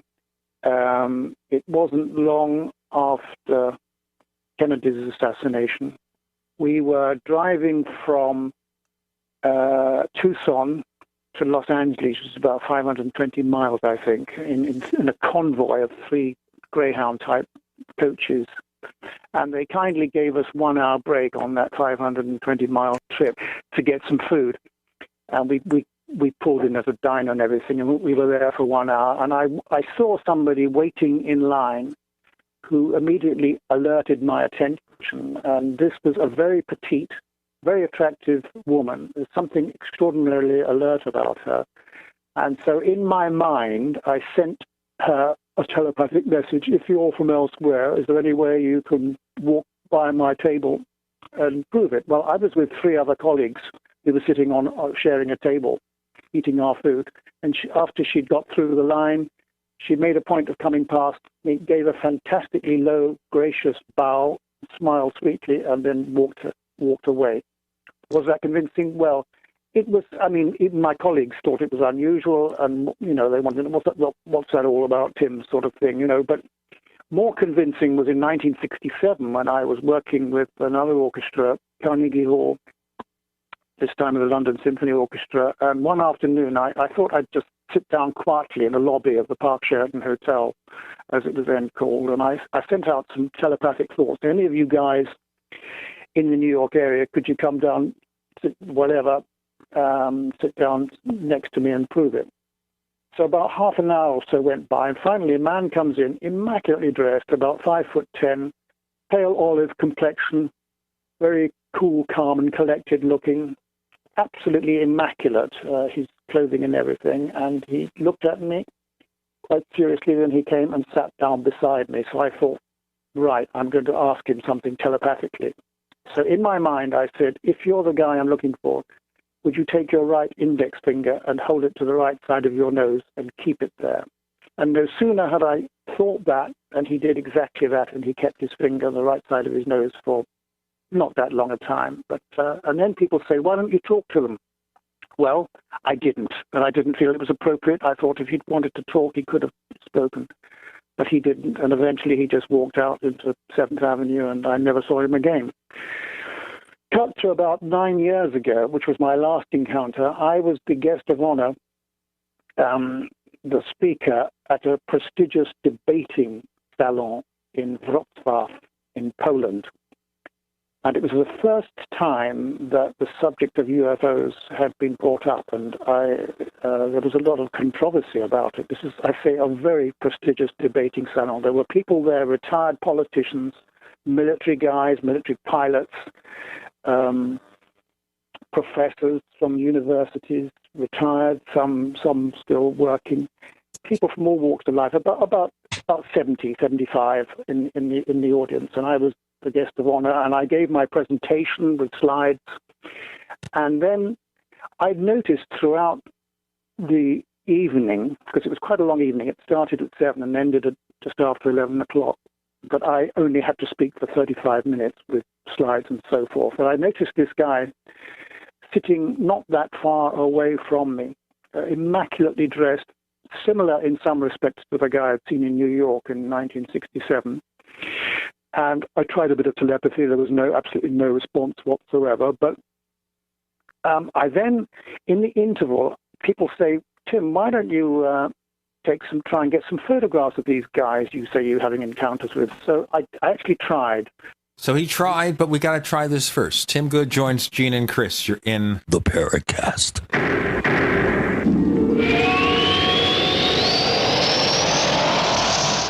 From our family to yours, have a very Merry Christmas.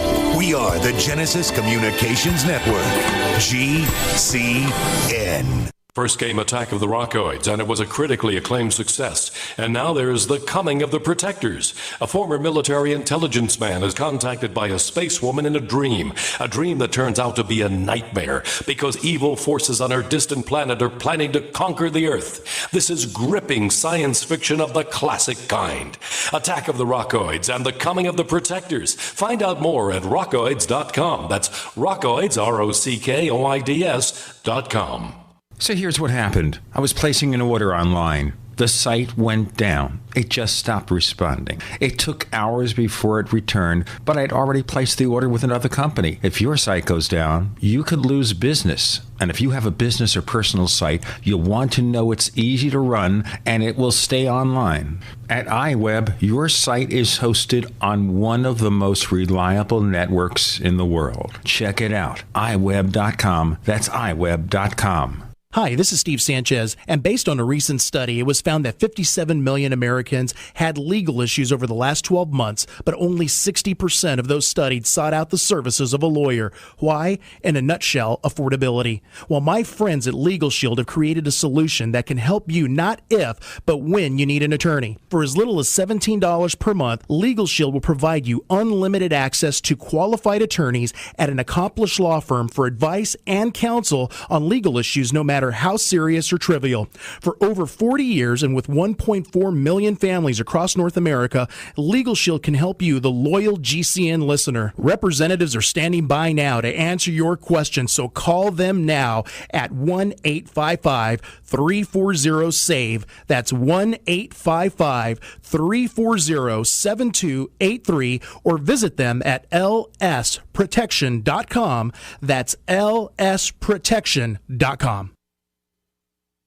If you owe the IRS back taxes, listen carefully.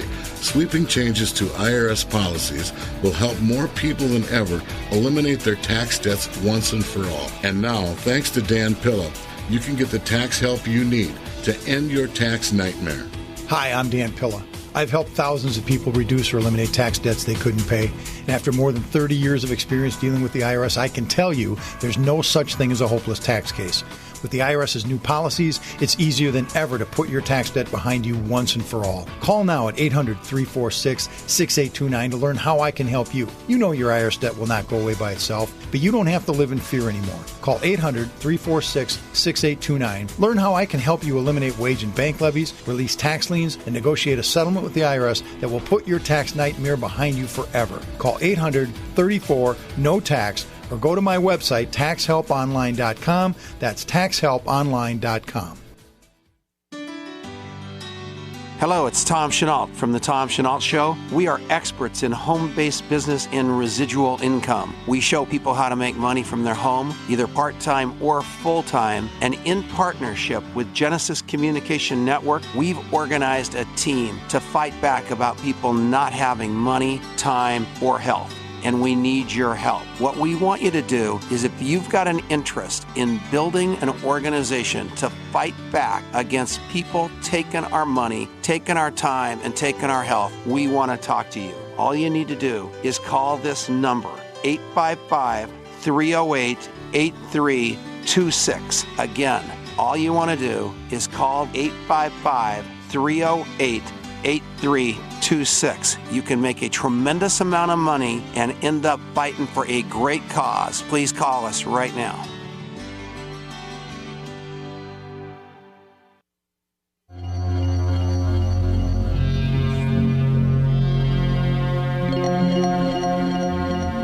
Hi, my name is Richard Dolan. You're listening to the Paracast.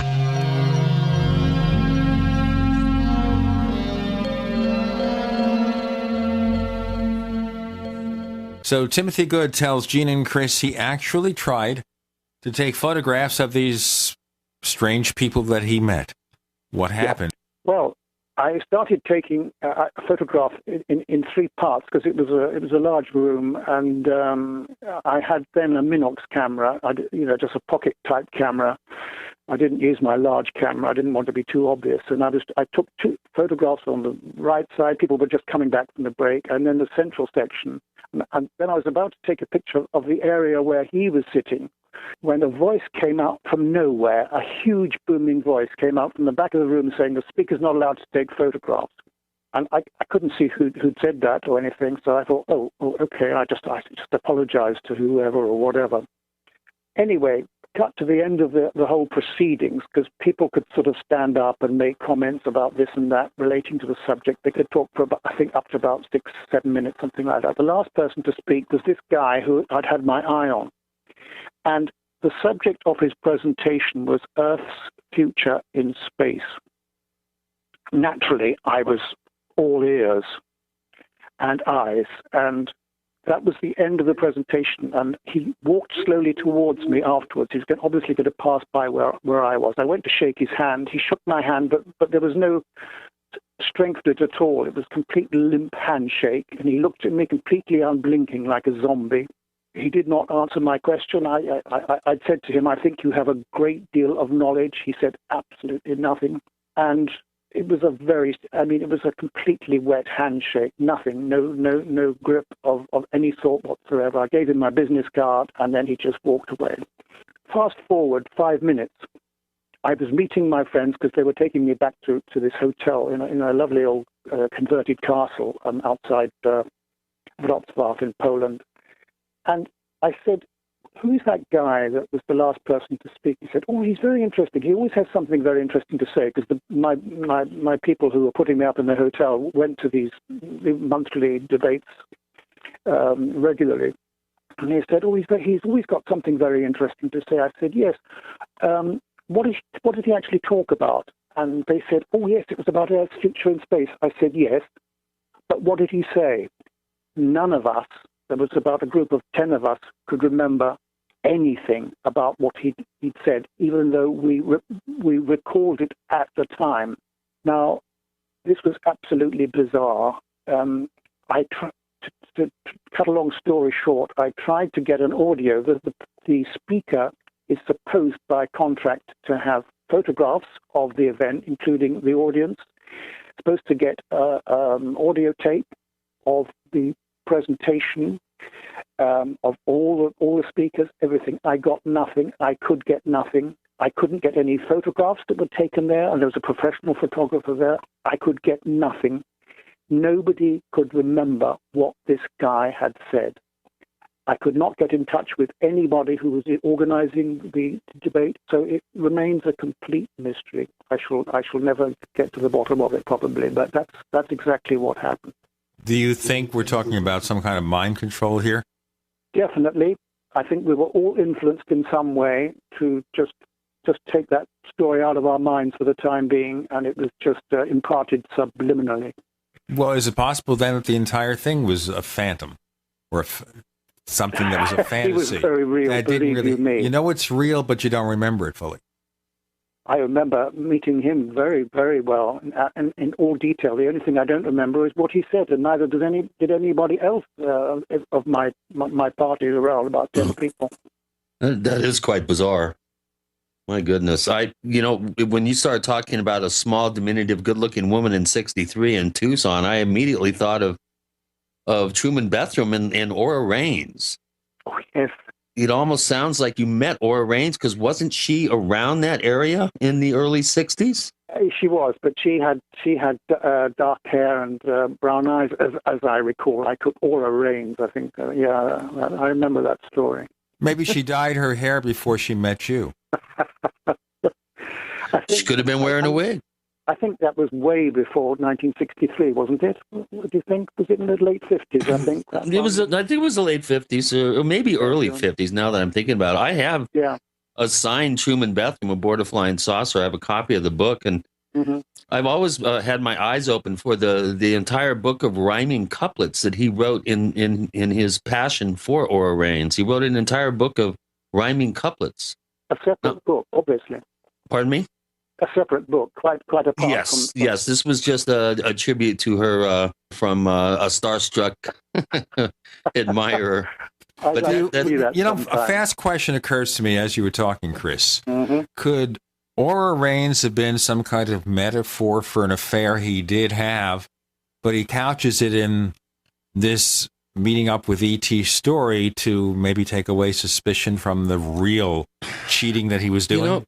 Having never met the man, I obviously I can't say, but Ray Stanford spent a considerable amount of time with him, and he said out of all the contactees, that was the one case that he always felt had the most chance of being real because of the primary experiencer, Bethram, and his genuine feelings that he appeared to have for this small little, she would think she was 4 or 5 or something, tiny little thing, who was the captain of this big, huge flying saucer that landed out in the desert. And also, she had a piece of jewelry made for him, which not many people know about. That Ray told me the story of this particular piece of jewelry, and it's pretty interesting. Again, you have to take all these stories. Some of them are more apocryphal than others, and you have to take them with a grain of salt. But I don't know, Tim. Maybe Aura Raines did come back, and you saw her in line there. She came over and gave you a bow. I love that. It's a great little touch. Yeah, curtsy, actually. It was fantastic. Oh, she curtsied. And very low. Mind you, she was certainly no more than 5 foot. Yeah, wow. Yeah. It could have been Linda Howe. She was kind of small and petite back then. I don't see Linda doing curtsies, though. I don't think that would be her style. Well, Tim, we have some questions from our listeners that we get them to post on our forum at forum.theparacast.com. Okay. And I do have a couple of questions here. This one comes from Blowfish, who's one of our real diligent posters, and he's always asking good questions.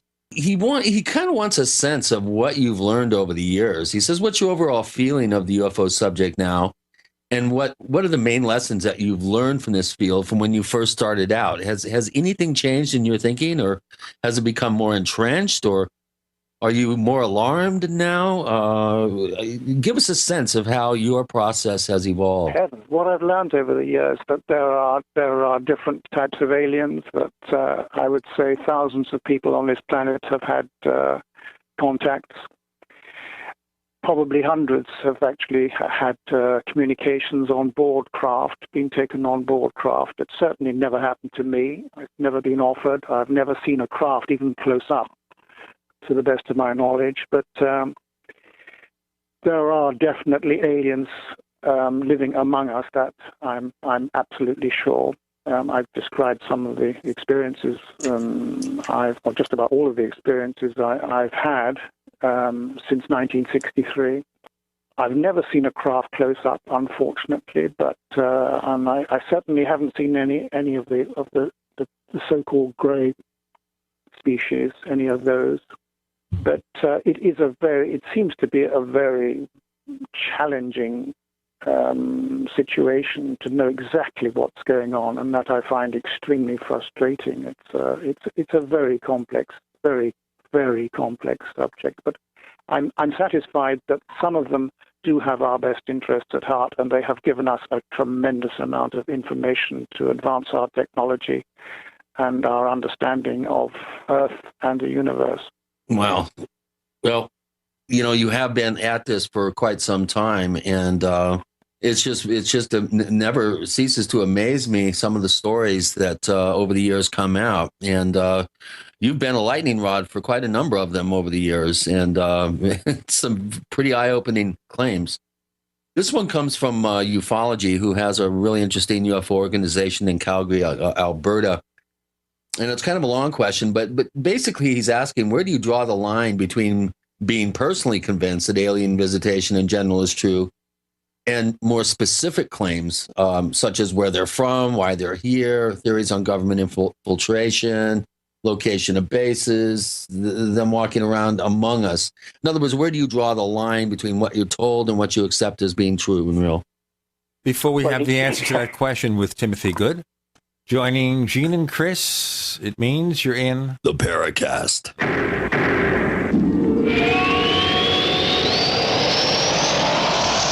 Wishing you the brightest of Christmas seasons and best wishes for the new year from the Genesis Communications Network, GCN. Hi, this is Ted Anderson. If you'd like to listen to GCN programs on the go, I have great news. GCN has created a Droid and iPhone application, and it's free. Just as easy as going to GCNlive.com, click on the banner, and download. Before you know it, you'll be listening to your favorite hard-hitting GCN shows, live or on demand, right on your Droid or iPhone, 24/7 and on the go. So download the Droid and iPhone app free by clicking on the banner at GCNlive.com. Thanks again for listening to GCNlive.com. Again, that's GCNlive.com. Hi, this this is Ted Anderson. Have you ever wondered why banks, stockbrokers, investment advisors won't talk about gold IRAs? They've been available since 1986, yet the financial industry won't recognize the value of gold for your retirement. Gold has outperformed paper investments, yet no word about IRAs. If you would like to have gold for your retirement, call 800-686-2237. Don't get left behind by rising inflation and low returns. Call 800-686-2237. Secure your future and call 1-800-686-2237. It's that time of year again, and you know what that means. Cold and flu season. But don't worry, HerbalHealer.com has you and your loved ones covered with our safe and natural products. Cold and flu fighters like beta-glucans, olive leaf antiviral capsules, grapefruit seed extract, HHA 4-herb capsules, elderberry power, and respirate. And don't forget about Oregacillin for the lungs, normally $34.95, on sale now for only $25. Vitamin D3 120-count soft gels, only $9. Whole body and homeopathic detoxes for the lungs, kidneys, liver, lymph, and brain, normally $26.95, now just $20. HerbalHealer.com also offers correspondence courses to teach you how to handle your health naturally. And as always, new customers get a free 128-page catalog with your order. Visit HerbalHealer.com and click the Winter Specials button to save on our natural cold and flu fighting products. HerbalHealer.com, healing the world with nature, one person at a time, since 1988.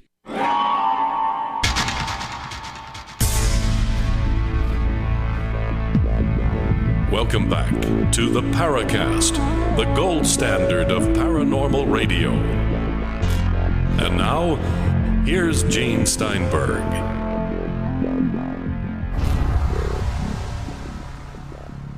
Our final 4 segments of the Paracast. We're talking with Timothy Good, who has been a professional musician, a violinist, working with very famous artists, written some UFO-related books, the most recent of which is called Earth, an Alien Enterprise.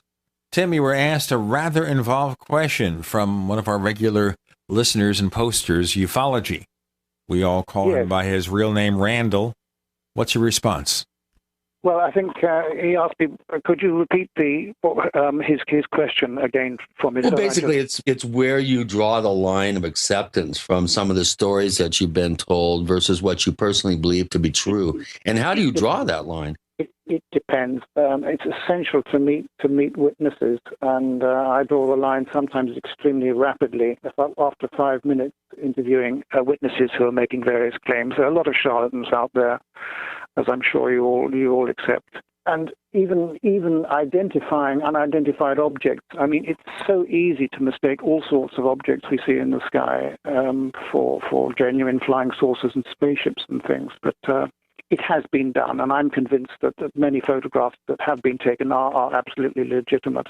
It's sometimes extremely frustrating getting the proof for a lot of these claims, and a lot of claimants, unfortunately, they either exaggerate or they want to make themselves famous, or I don't know. But there are a lot of charlatans in this business, unfortunately.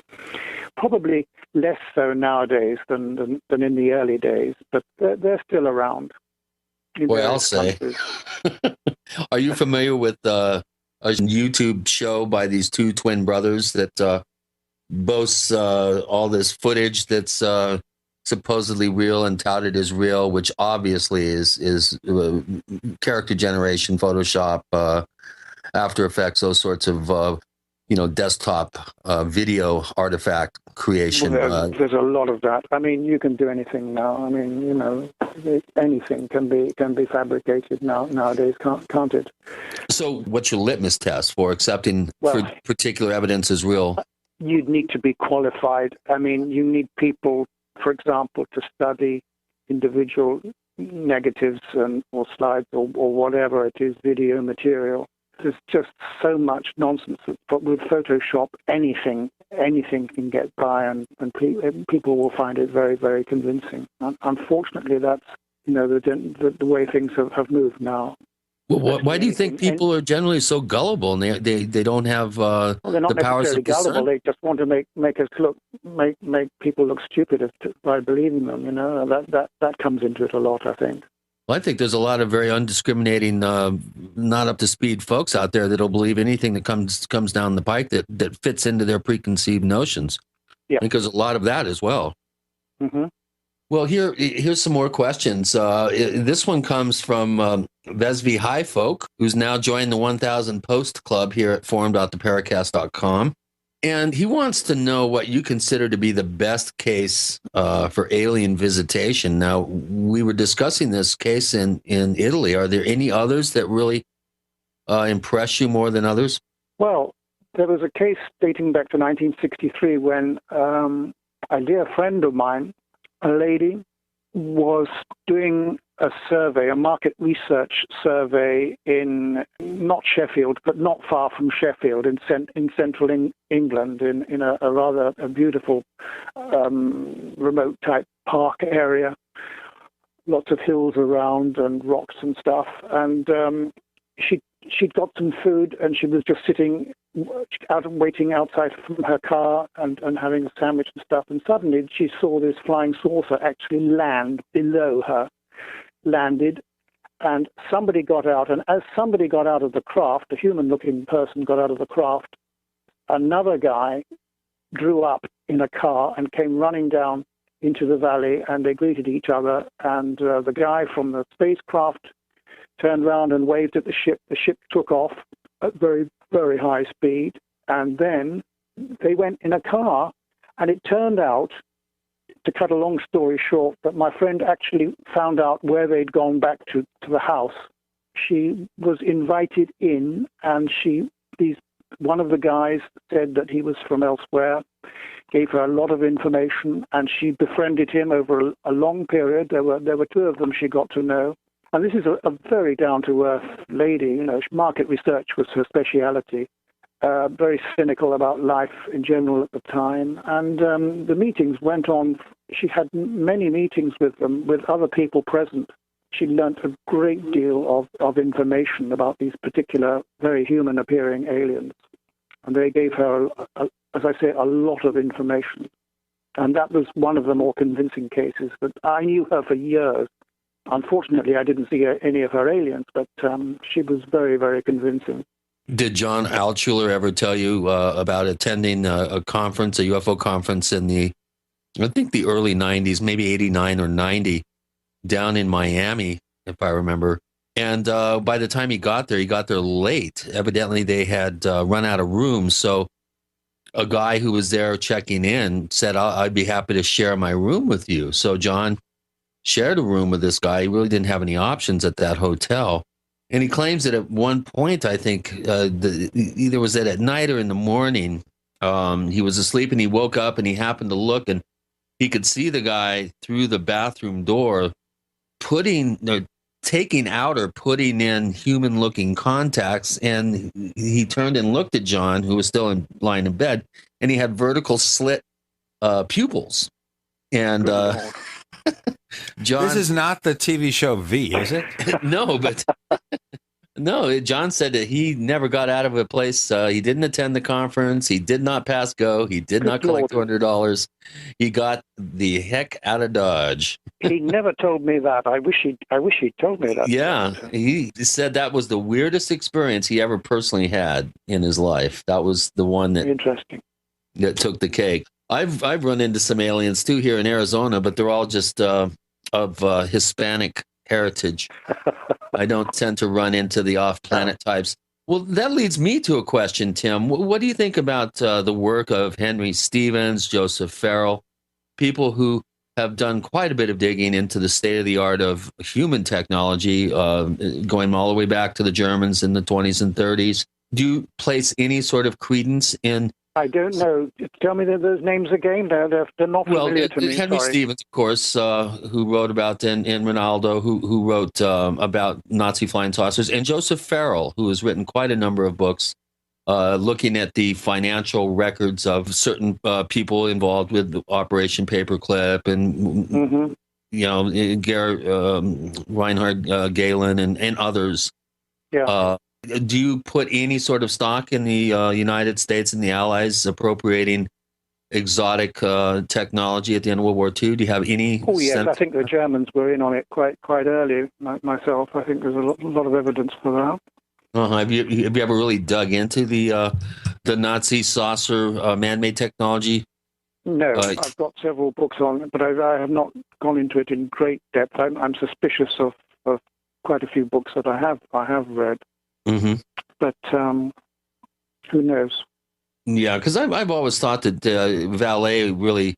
Jacques Vallée, of course, was on the right track by mentioning that this is a really fertile ground and a very, very the high potential for societal manipulation with the flying saucer images and information about aliens. How can the average person wade through the morass of this field without the kind of education the three of us have in the field and really make sense of all this?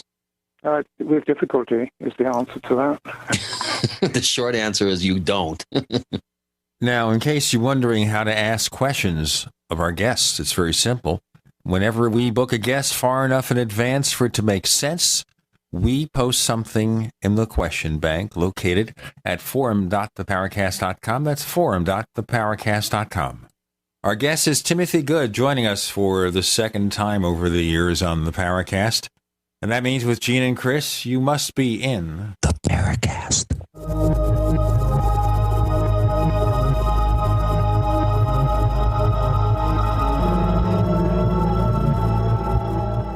Neighbors, are you tired of dealing with a slow web hosting provider? Well, check out A2 Hosting and their screaming fast Swift server platform. They even have SSDs that load pages 300% faster than the competition. Ready to give your site a speed boost? Well, tell you what, neighbors, head on over to a2hosting.com. That's A2, that's number 2, a2hosting.com. Check out their Prime hosting account. And get this, neighbors, they're even giving you an exclusive 25% off discount for all our listeners. 25%. And remember, their Guru Crew support team is standing by 24/7, 365 days a year to answer any of your questions. Now, to get the discount, use the coupon code GENE when you check out.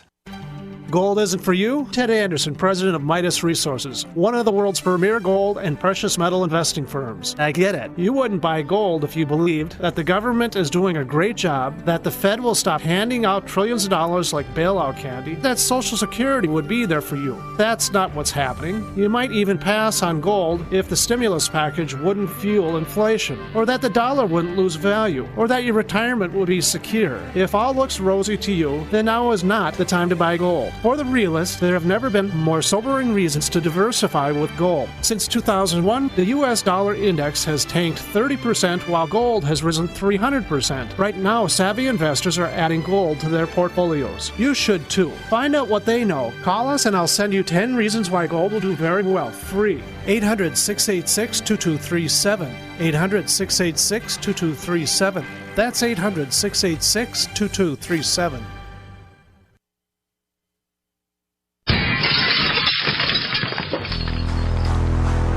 In the U.S., 1 in every 50 homes will have a break-in this year. Burglars call it smash and grab. Police call it robbery. We call it avoidable. We are Fake TV, a simple electronic device that can fool even professional burglars. Fake TV easily plugs into any outlet and simulates the changing colors of a television. To a burglar, it looks like someone must be home watching TV, so they'll likely move on to an easier target. At only $34.95, Fake TV costs less than a month of most alarm monitoring plans and makes a great Christmas gift, or it's perfect if you're traveling over the holidays. Order your Fake TV by calling 877-5-FAKE-TV or go to faketv.com. That's 877-532-5388 or faketv.com. Fake TV, the burglar deterrent. Hi, my name is Annette, and due to menopause symptoms for nearly 2 years, I suffered severe hot flashes, which prevented me from sleeping all night. It was so hard to work because I continued all day to have the hot flashes from hell. I was exhausted and depleted. After only 3 weeks on One World Way, I have no hot flashes, and I'm sleeping normally again. I feel energized and strong.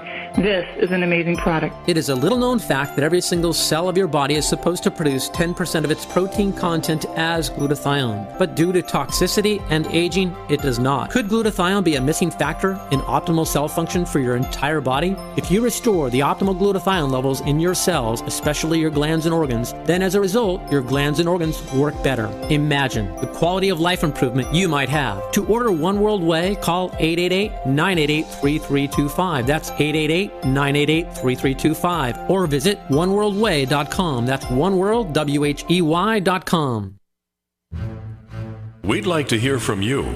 If you have a comment or question about the Paracast, send it to news@theparacast.com. That's news@theparacast.com. And don't forget to visit our famous Paracast community forums at forum.theparacast.com. Chris is not bringing out his inner gray there. But I wanted to ask you, Timothy Good, in all your research, you say that we have several alien races visiting us. From where?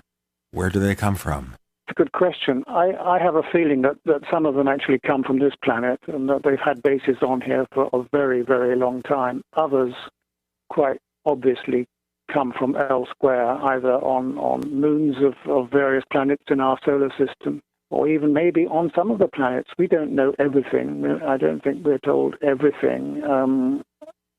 For example, some have suggested, Paul Laviolette, for example, has written an excellent book, and he suggests that NASA is the cover for United States Air Force Space Command.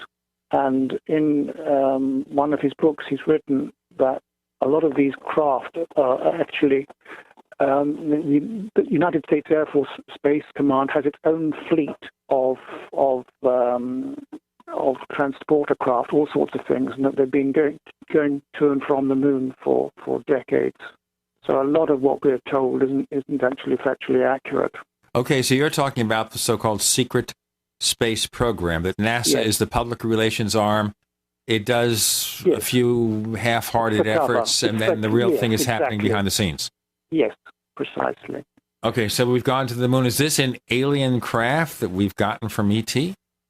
I don't know, but so certainly United States Air Force Space Command have shuttle fleets going to and from the moon, and perhaps further afield. According to Paul Laviolette, who is a physicist, he's written a very good book. Where are they taking off from? Is there a base on Earth that they take off Apparently, they have a base in the mid-Pacific, U.S. Air Force Space Command. This is not something that we could readily prove. I think it might be difficult. You spend a lot of time on Google Earth, looking at the bottom, because they have Google Earth under the ocean now, I believe, don't they? Honestly, I don't know, but that would be fascinating. Okay, so you're talking here, Tim Good, about the fact that some of these alien beings have been here for an awful long time, but they're still not from here. Is that correct? Did you say they're still not from here? Did you say I missed what you were saying? Okay, I'm sorry. All right. You're saying that some of these visitors have been here for a long time. So Correct. when we see them, they're not coming from another world to us. They already have bases here. Well, I would say both.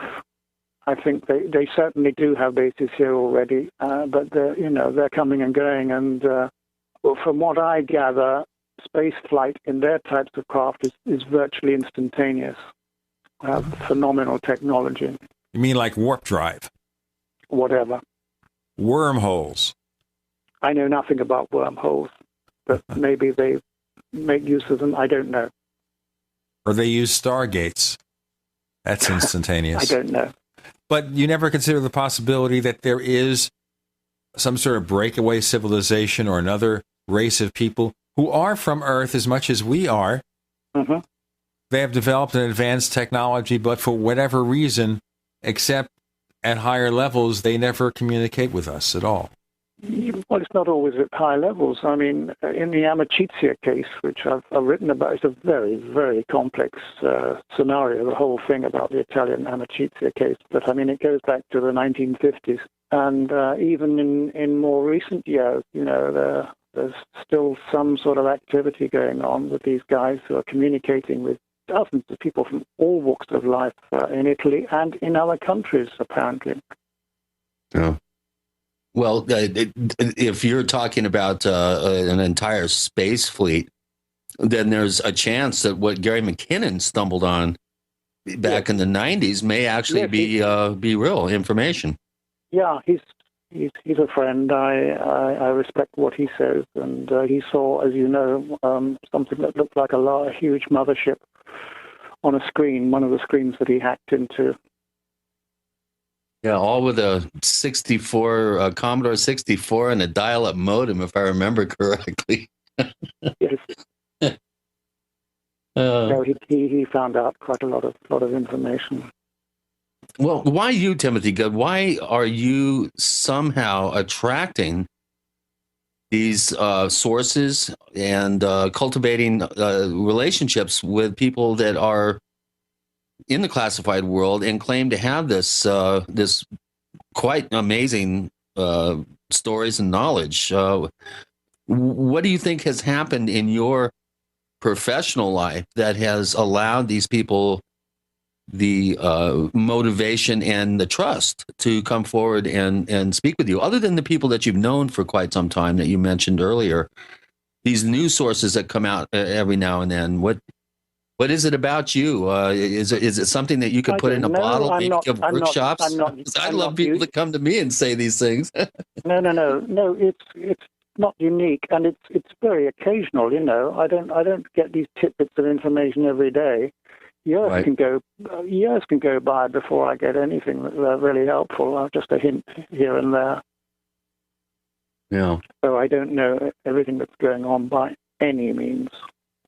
Well, here's one that I know that you have dug into, and this involves the claim that Dwight Eisenhower allegedly met with aliens at Holloman Air Force Base. And this question comes from SRL, who is one of our posters at forum.theparacast.com. And he goes, Mr. Good, can you offer any insight as to the physical description of the aliens that Eisenhower met at Holloman or at Edwards Air Force Base? No information has been given in this was in 1955 at Holloman Air Force Base. Originally, this was at the height of the war of words with the Soviet Union. The Soviet Union was starting to explode hydrogen bombs, and so were the Americans. And everything was in a dire state, at which time Eisenhower said he needed a holiday and he was going quail hunting in Georgia. In fact, that was the cover story for, he did go to Georgia, but pretty soon he went back into Air Force One and he was taken to Holloman for an arranged meeting with an extraterrestrial or several, I don't know. No information has been forthcoming about what he learned, and no photographs have been released at any rate, but he did enter into their craft. And I think he was there for some 30 minutes, and he was given a lot of information, and we don't know more than that. But a lot of people did actually witness the alien vehicle when it landed and when it took off. A lot of military guys at Holloman did witness that. That was in 1955. In 1954, Eisenhower had at least 2 meetings at what was then called Muroc Airfield, Edwards Air Force Base now. And on another occasion, Eisenhower had 3 meetings in 1954 at 2 Air Force bases. We'll go into more of meetings by presidents with them. Okay. With Timothy Good, I got to do the break. Timothy Good joins Gene and Chris. You're in the Paracast.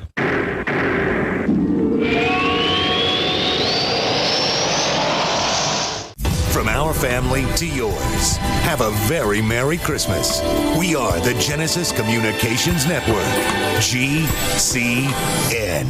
Graphic Converter is the image manipulation tool for the rest of us. It does not use any database. You get full control of all your files. Want to view the images of a folder? Drag it into Graphic Converter and a powerful browser opens up to show your image files. You could use it for slideshows. You could use it to import images from digital cameras or from scanners. Need to do some image editing? You can do that too in Graphic Converter. Also print catalogs. Convert from so many formats I can't even list them. Download now to see if Graphic Converter is good for you, like 1.5 million other users. Guess what? You could save money when you buy Graphic Converter. Use the coupon code Night Owl. Use the coupon code Night Owl to get a special price for Graphic Converter. Go to lemkesoft.com. That's Lemke soft.com. Lemkesoft.com. Lemke soft.com.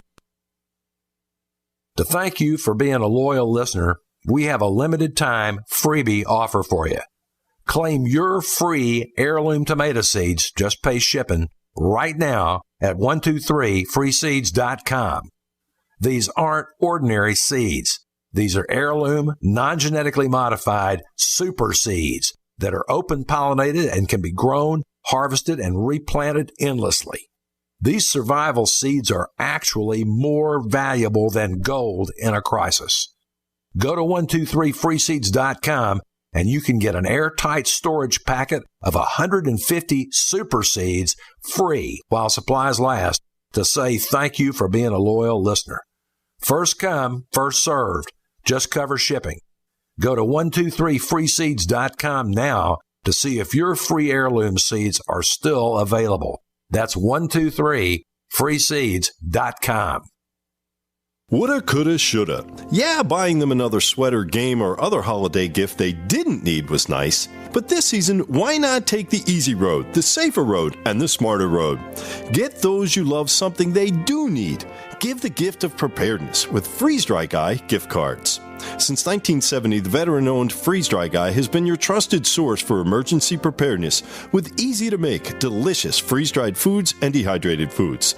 These long-lasting foods are lifesavers, which come with added comfort, confidence, and convenience, perfect for any power outage, natural disaster, political crisis, or emergency at home, such as job loss or illness.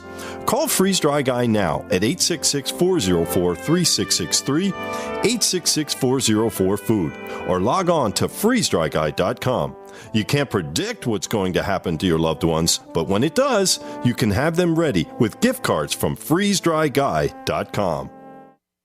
A healthy digestive system supports a healthy immune system.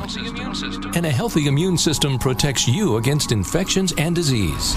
Pro EM1 Daily Probiotic Cleanse, available at Terraganics.com, is the key to digestive health. Pro EM1 is a powerful liquid probiotic and is gentle enough to use every day. Pro EM1 contains 3 groups of beneficial microbes and enzymes to cleanse and remove toxins, supports weight loss, improves absorption of food nutrients, and aids in controlling yeast and other infections. Pro EM1 is dairy, wheat, and soy-free, is non-GMO, has all natural certified organic ingredients, has no preservatives, and is never freeze-dried. Pro EM1 is the key to your digestive health. Order Pro EM1 Daily Probiotic Cleanse at Terraganics.com, spelled Terraganix.com. Terraganics.com, or call toll-free 866-369-3678. That's 866-369-3678. Pro EM1, the raw probiotic.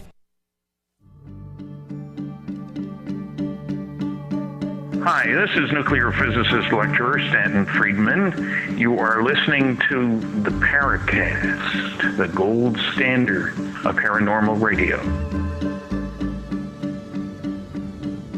So, can we prove that President Eisenhower, as has been rumored, met up with E.T. on 3 occasions, is it?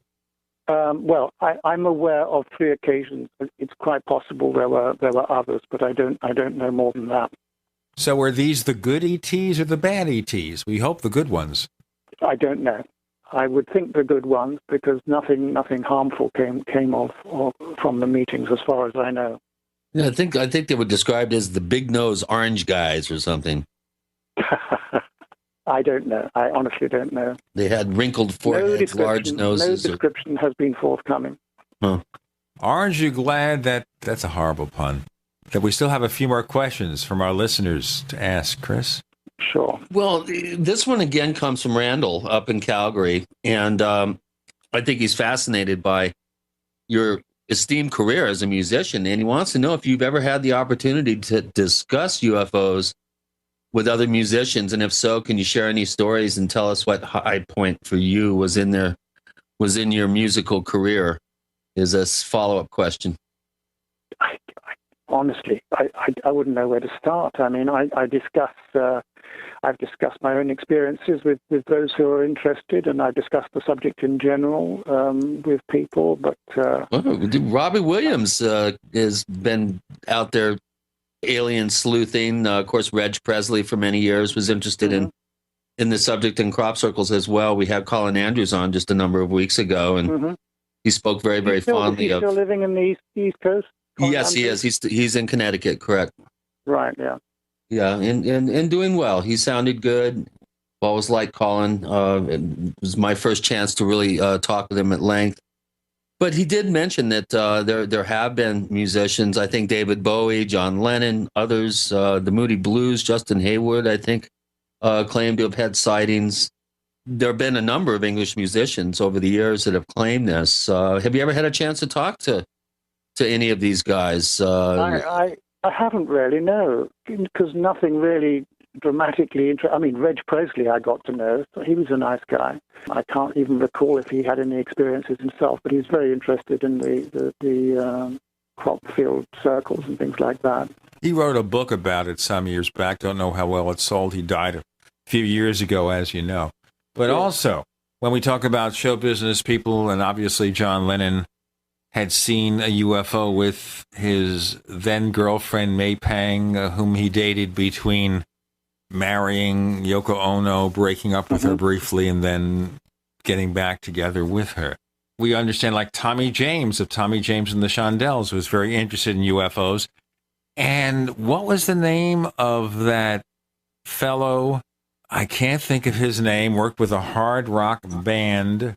Oh, right. Just a couple of weeks ago, some guy came forward. Some musician claimed he was abducted out in the desert or something. Sammy Hagar was abducted. He worked briefly. Never heard of him. Sorry. You never heard of Sammy Hagar? No. He replaced David Lee Roth in a certain rock and roll band. Okay. So you never heard of him? Yeah, he's one of these. No. I mean, I couldn't recognize a Sammy Hagar recording at all. Yeah, I do. I don't like to drive 55. That was his one major hit as a solo artist, but he was in the rock band Tim Van Halen. He became the singer during the 90s and came out. He's come out with a couple of things. He's come out with a very good tequila called Cabo Wabo. And he also came out of the closet and claimed a couple of years back that he had an up-close and personal abduction experience, and he was serious about it. You know, people, of course, thought maybe he was just having fun with it, but he said, no, I'm serious. This really happened to me. Yeah. So, I mean, it happens to all sorts of people in all walks of life. I just wish it would happen to James Randi or Joe Nickel or one of those guys. All of a sudden wake up, have a sore butt, weird memories, have to go get hypnotically regressed. Man, I would love to see that. What about you guys? Have you not had any experiences like that? I did when I was 7. It changed my life. When I was a little kid, I had an up close and personal encounter experience. There was no communication, no paralysis or anything like that. But it forever, irrevocably altered my reality view. Let's put it that way. And for many, many years, I was a closet UFO buff. I'm embarrassed to admit it.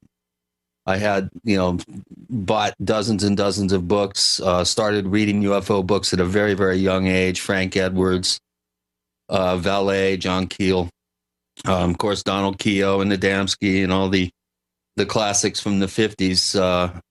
I got my hands on at one point or another. Have quite a collection of first editions from going all the way back to 1950. It's changed my life, but they've never come back for a visit, to my knowledge. It's like, hey, you show up, you freak me out, and then that's it. I guess maybe I didn't pass the audition or something. I don't know.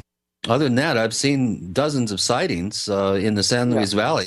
Sometimes I'd see several in one night. Yeah. But ever since I moved here to Arizona, my sighting experiences have only, I can count them on one hand. I've only had three good ones. We all see lights in the sky that we can't explain. Even trained observers, people that should know better, occasionally will see something that doesn't conform to their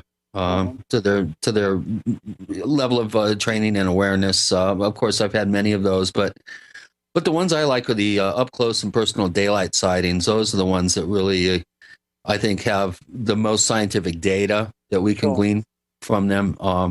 I'm trying to put together a 24/7 high-def surveillance camera setup around the San Luis Valley. We're about ready to get the amount of bandwidth we need to operate this thing on the internet.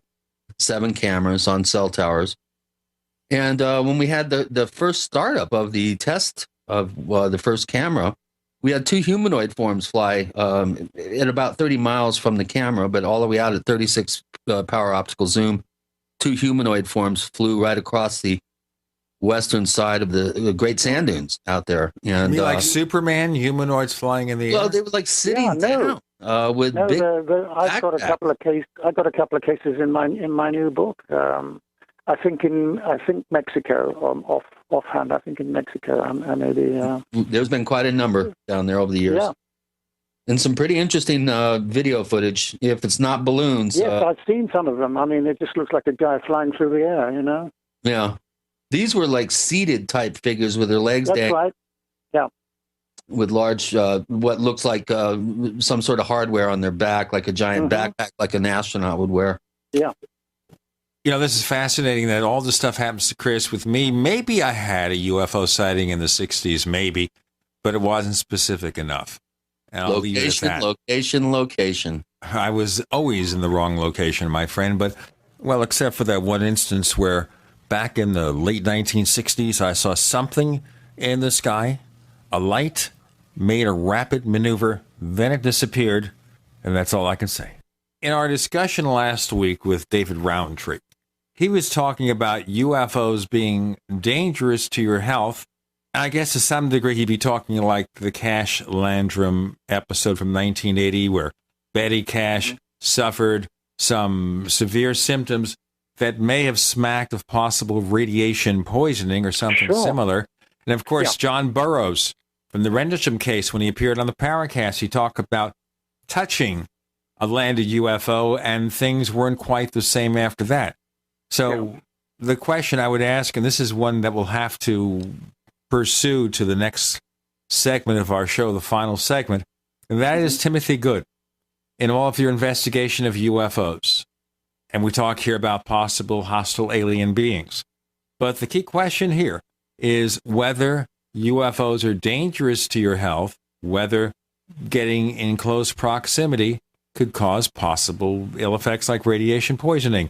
You'll have that answer in our next segment with Gene and Chris. You're in the Paracast.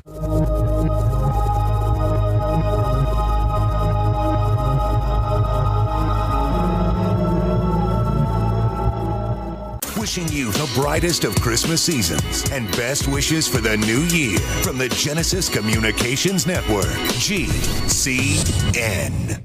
If you want to get your website online and you need reliable service, first-class service at the lowest possible price, there's only one place to go. Well, DreamHost has a special promotion with our show where they'll offer you unlimited disk space, unlimited bandwidth, one-click web apps such as WordPress, 24/7 support. You can save over $55. You want to know how? Go to dreamhost.com/radio, dreamhost.com/radio. First came Attack of the Rockoids, and it was a critically acclaimed success. And now there's The Coming of the Protectors. A former military intelligence man is contacted by a space woman in a dream that turns out to be a nightmare because evil forces on her distant planet are planning to conquer the Earth. This is gripping science fiction of the classic kind. Attack of the Rockoids and The Coming of the Protectors. Find out more at rockoids.com. That's Rockoids, ROCKOIDS.com. This alert just came in. This special announcement is for business owners and leaders of organizations who've been waiting for the right time to build.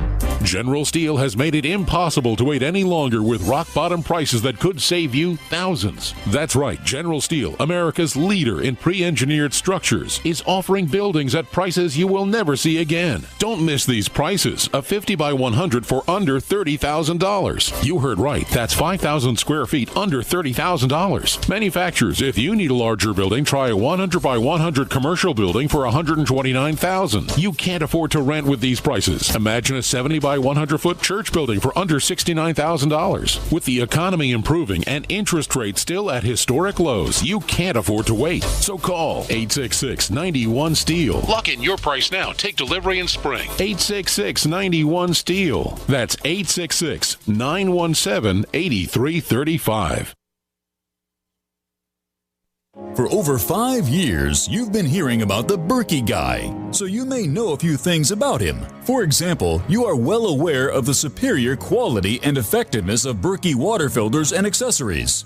But did you know the Berkeys have had independent lab tests done to prove just how effective they are? It's true, and he can email you the test results. Just visit goberkey.com. You may also know that the Berkey Guy has helped tens of thousands of people get better prepared. Now here's something you may not know. GoBerkey.com has amazing specials and deals all the time on a wide variety of survival and preparedness products. Most ready to ship same day. Visit the Berkey Guy at GoBerkey.com and be sure to click the red Products on Sale Now button. You can always call toll-free 877-886-3653. Again, that's 877-886-3653. GoBerkey.com, home of the Berkey Guy.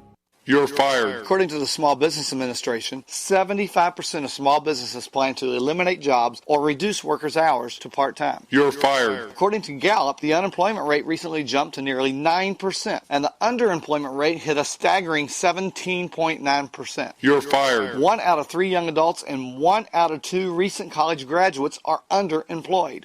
Hello, I'm Keith Abel, a pharmacist and a home business entrepreneur. In 2011, I became one of those statistics myself. Instead of looking for another job in corporate America, I joined Dr. Joel Wallet, the Dead Doctors Don't Lie guy. We're creating steady incomes for ourselves and would like to show you how to do the same. If you want to supplement your current income, replace your income, so you don't have to become one of the statistics, then give me a call toll-free at 866-257-3105, 866-257-3105. You're fired. Don't wait till you hear those words. Start creating an extra income today. 866-257-3105.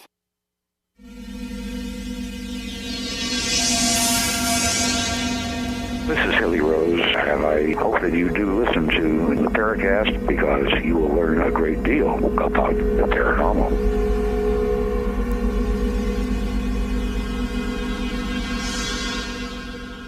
So should we give a health warning with UFOs?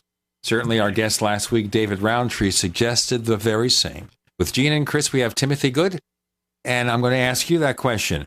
UFOs, dangerous for your health? We should stay away from them? What?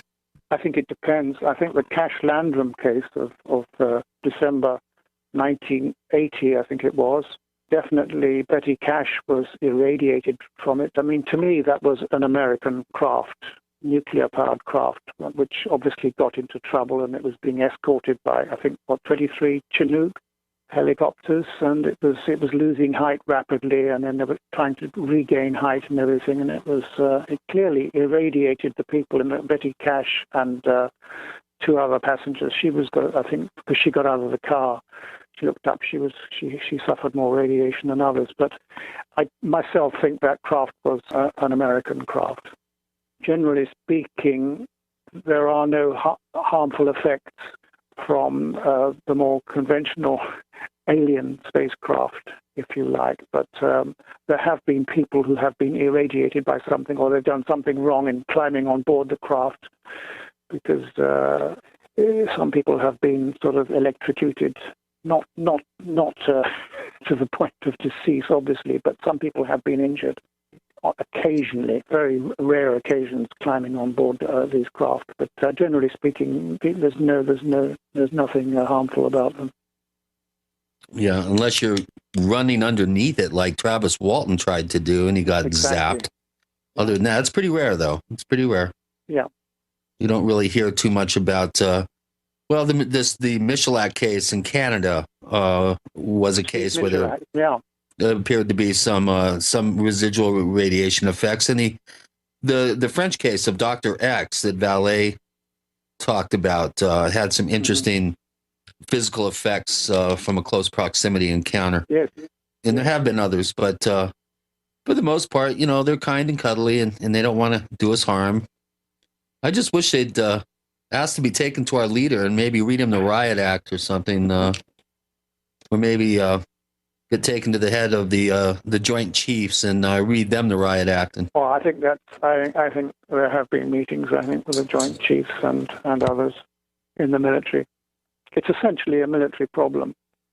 This leads us to the biggest question of all, which is, all right, we have your books, your theories about possible really, really hostile aliens and doing us harm. How do we end up proving any of this? Because we can all write books, and you just happen to do it better than a lot of people. And you can accumulate a lot of stories. But how do we prove this is so? Because this has got to be the most important information of the ages, that human civilization is going to change big time unless we do something right away. Well, sure. I mean, unless we get some sort of major announcement that it's all real, I don't know. But as far as individuals are concerned, most people do not have the chance to have a close encounter of the third kind or whatever, fourth kind or whatever. So I don't know. I don't really have an answer to that question. Well, the key is here, of course, that I know that when this show is broadcast, a number of our listeners are going to say, well, this guy's just telling a lot of really fanciful stories, and that's fine, and that's dandy, but he can't prove any of it. So how do we prove it? It's got to be important to prove, because we've been playing around in this UFO game for many years, you and I. Chris, a few less years, but not that many less. And a lot of us aren't as young as we used to be. Is this going to be solved in our lifetimes? Or what? I don't know. I would think it's already been solved as far as the military is concerned, because they have had communications and they've replicated the technology, and the technology has been given to us. And a lot of our guys are flying these things. But we're not going to other star systems, are we? I don't know. I honestly haven't the faintest idea. Yeah. Serpo. We got to get Ken Caston and Len Caston on the show. Talk about Serpo. Yeah, got to be good. I'm fascinated by some of the statements that have been made over the years. For example, Ben Rich. This is what he said in 1993.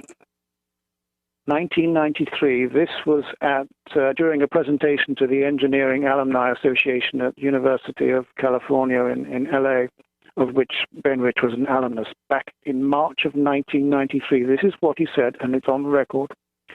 We already have the means to travel among the stars, but these technologies are locked up in black projects, and it would take an act of God to ever get them out to benefit humanity. Anything you can imagine